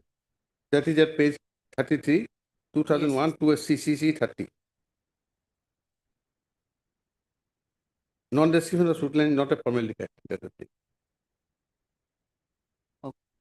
This is the only ballot. I have a solution ballot that this order is wrong ballot. That may set aside and the trial court may be directed to my lord, allow me to withdraw the suit or the liberty to file a fresh suit.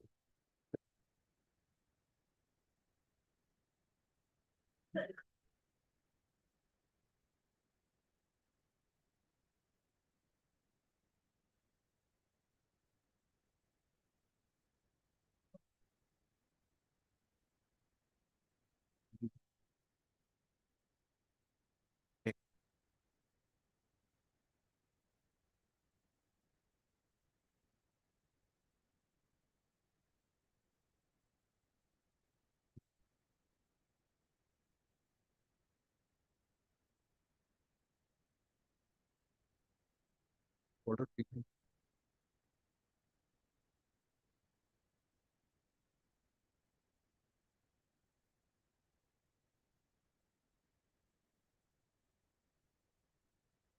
Yes, please.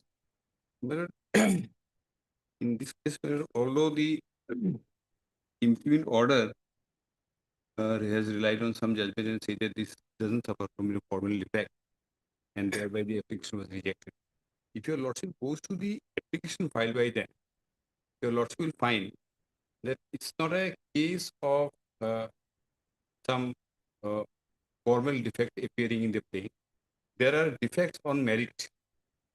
Supreme Court has very clearly said that if the defect is on merit and the suit is likely to be dismissed on merit, then by invoking Order 23 a suit cannot be allowed to be withdrawn. Yes, they can withdraw it, but if they want to withdraw with liberty to file a fresh suit, that cannot be allowed because as a matter of policy, my lord, the court should not be made to adjudicate upon the issues again and again on the same subject matter. That is the policy behind Order 23.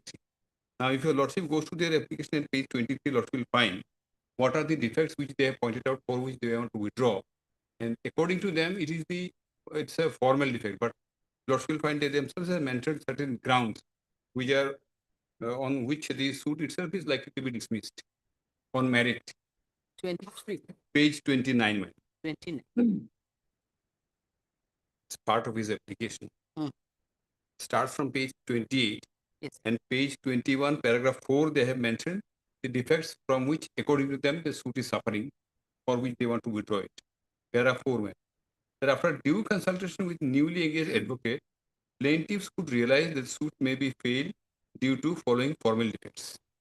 Now, number 1, admittedly, suit property which is subject matter of Wakafnama or Mutawali Nijukti Potro is in possession of defendants. The plaintiff, besides seeking decree for cancellation of the registered deed of Wakaf O Mutawali Nijukti Potro registered in the office of so-and-so, has not claimed any other relief which the plaintiffs are entitled to in law by the same suit. Now, my lord, here the defect is which is being pointed out by the plaintiff themselves, and that too possibly after the evidence is over. PW is over. What their point? They at this stage they have realized that this suit will be barred because they have done, although they are not coming up with the exact defect, it has been simply said that it has not claimed any other relief. In fact, recovery of possession was not sought. They have only prayed for a declaration that this document should be declared as illegal, void. But after that, the consequential relief of recovery of possession, because they are in possession, not in possession. This is what they, in the first part of the sentence, they say that they are not in possession. But in the second part, quite pointing out the defect, they are not saying that unless we pray for recovery of possession, my suit will be barred under order section 34 of the specific relief act. You lordship is aware of that because they have not asked for consequential relief. So, in that view of the matter, because of this defect, the suit is going to be dismissed on merit, and this is a defect on merit and not a formal defect. This is my first submission.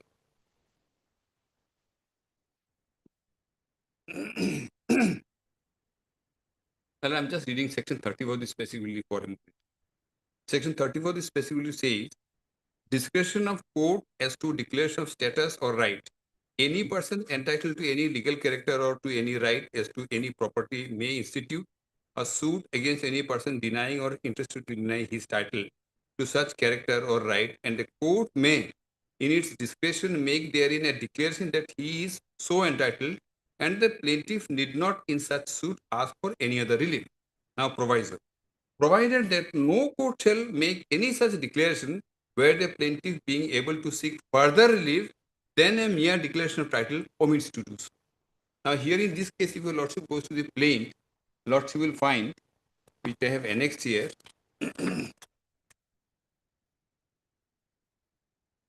page 16 of this petition.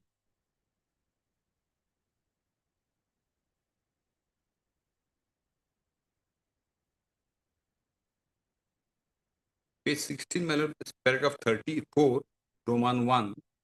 For a decree for cancellation of the registered Wakafnama, etc., dated 17/6/1989, registered as so-and-so, and decree that Wakafnama deed is null and void. So they have only prayed for a declaration that the decree is void. But the consequential relief of recovery of possession having not been sought, this suit to be barred under section 34 proviso. And this is a defect on merit and not a formal defect. Now, what is a formal defect, my lord? The judgment of the Supreme Court is very clear. There's one paragraph from 2017. I'll point out one a little later. This is first. Now, second, lordship will kindly see at page 29 once again, my lord. The second formal defect they are pointing out.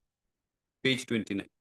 The plaintiff has not sought for decree of declaration of his right, title, and interest over his suit property, although by pleading they have averred that they are the owner of the land where the suit holding is standing.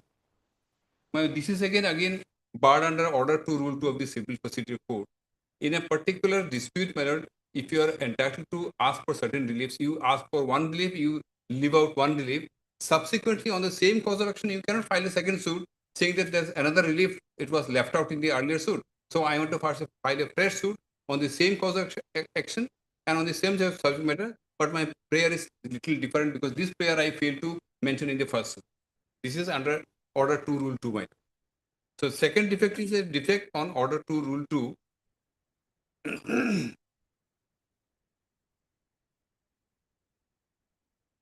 Learned trial court, my lord, didn't go into detail of all these things, but somehow learned trial court found that the order is bad.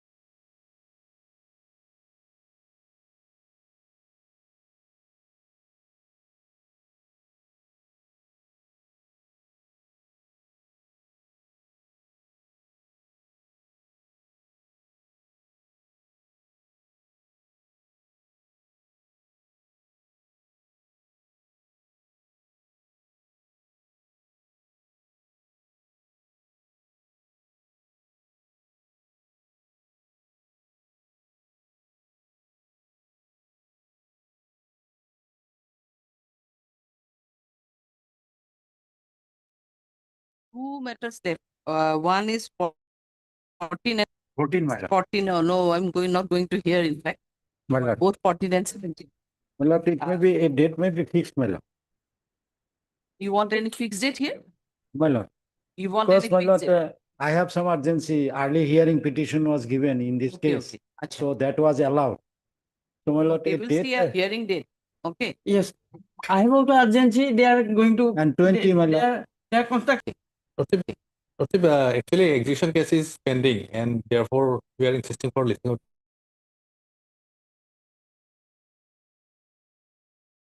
the matter. So What is the stage of is the execution is about to notice gone? actually, notice gone, and they have filed a petition for some assessment of some property. So there we have not You filed. are the degree holder. Yes.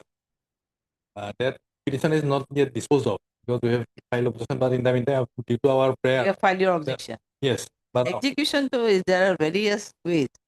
but still, Lordship, we need some stay or otherwise matter may be disposed of. No, in this case, we are insisting for deposit of 50% of the degree trail amount and staying the execution. They are not consenting. Degree is in respect of money. Oh, let them deposit 50%. Execution can be permanently stayed. Lordship, I want to make some argument on that point. So matter may be hard. Otherwise, this appeal is matter may be disposed of, Lord. This appeal is nothing to be hard, nothing, not having any question of law, man. Because your lordship cannot see. Before the trial court, they filed their WS separately. All the defendants, there are 7 defendants. They filed their WS separately, but not a single witnesses from the side of the plaintiff. Although 2 PWs were filed, were cross-examined. Not cross-examined. Not cross-examined. They have not deduced any evidences before the trial. What is there to be decided in this appeal before this? Lordship, due to COVID, the advocates lost the train. Those are not the grounds in this appeal. Those are not. I have not taken that ground, but that is the fact. Those are not the ground. There is no cross-examination of PW. There is no evidences of PW. There are several notifications were there where we consider. Yes, madam. Yes, Matters they have were not. adjourned, They we have not. considered as a court. Every matter were considered. I mean, even the criminal matters were also considered. Yes, my lord. So, COVID may not be a. No, my lord. They were absent. My lord, they were absent before the trial court, my lord, much prior from COVID. COVID. Since after filing release, they have never turned out to the trial court. Although matter took more than 5 years in this middle of the suit. All along for the 5 years, they have not appeared before the trial court. COVID is not a ground, my lord. They have not sought for any remedy under the COVID provisions of COVID. Under the, my lord, relaxation provided during COVID period. They have not sought for. Okay, yes, Mr. Sharma, when do you want then? The last part of January or first part of February? Because January we are very. Our case is fixed on 24th, so in between any date. 24th February. First week of February, my lord, 3rd of February, if possible. My lord. You have filed your objection, the matter would definitely be heard by. No, my lord, they are the taking, my lord, they are taking time before the trial court, showing the pendency of this appeal. Okay. They are showing, taking time before the executive court, my lord, showing that our appeal is pending before that. Yes. So in view of pendency, trial court sends are also time. Generally does. Generally, my lord. 3rd of February, if possible. February, first week of February, any year. 3rd of February. 3rd of February. Yes, yes. do, Sharma? Can be done. Okay. 3rd February. 3rd of February.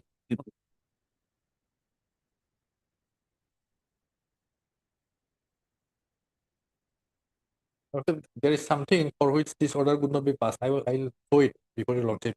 Even without producing our evidence, I can show that they are not entitled to get the amount. Therefore, I am pressing for the stay, not paying for the money, not insisting for making of that 50%. Yeah, I shall wait on that. My lord.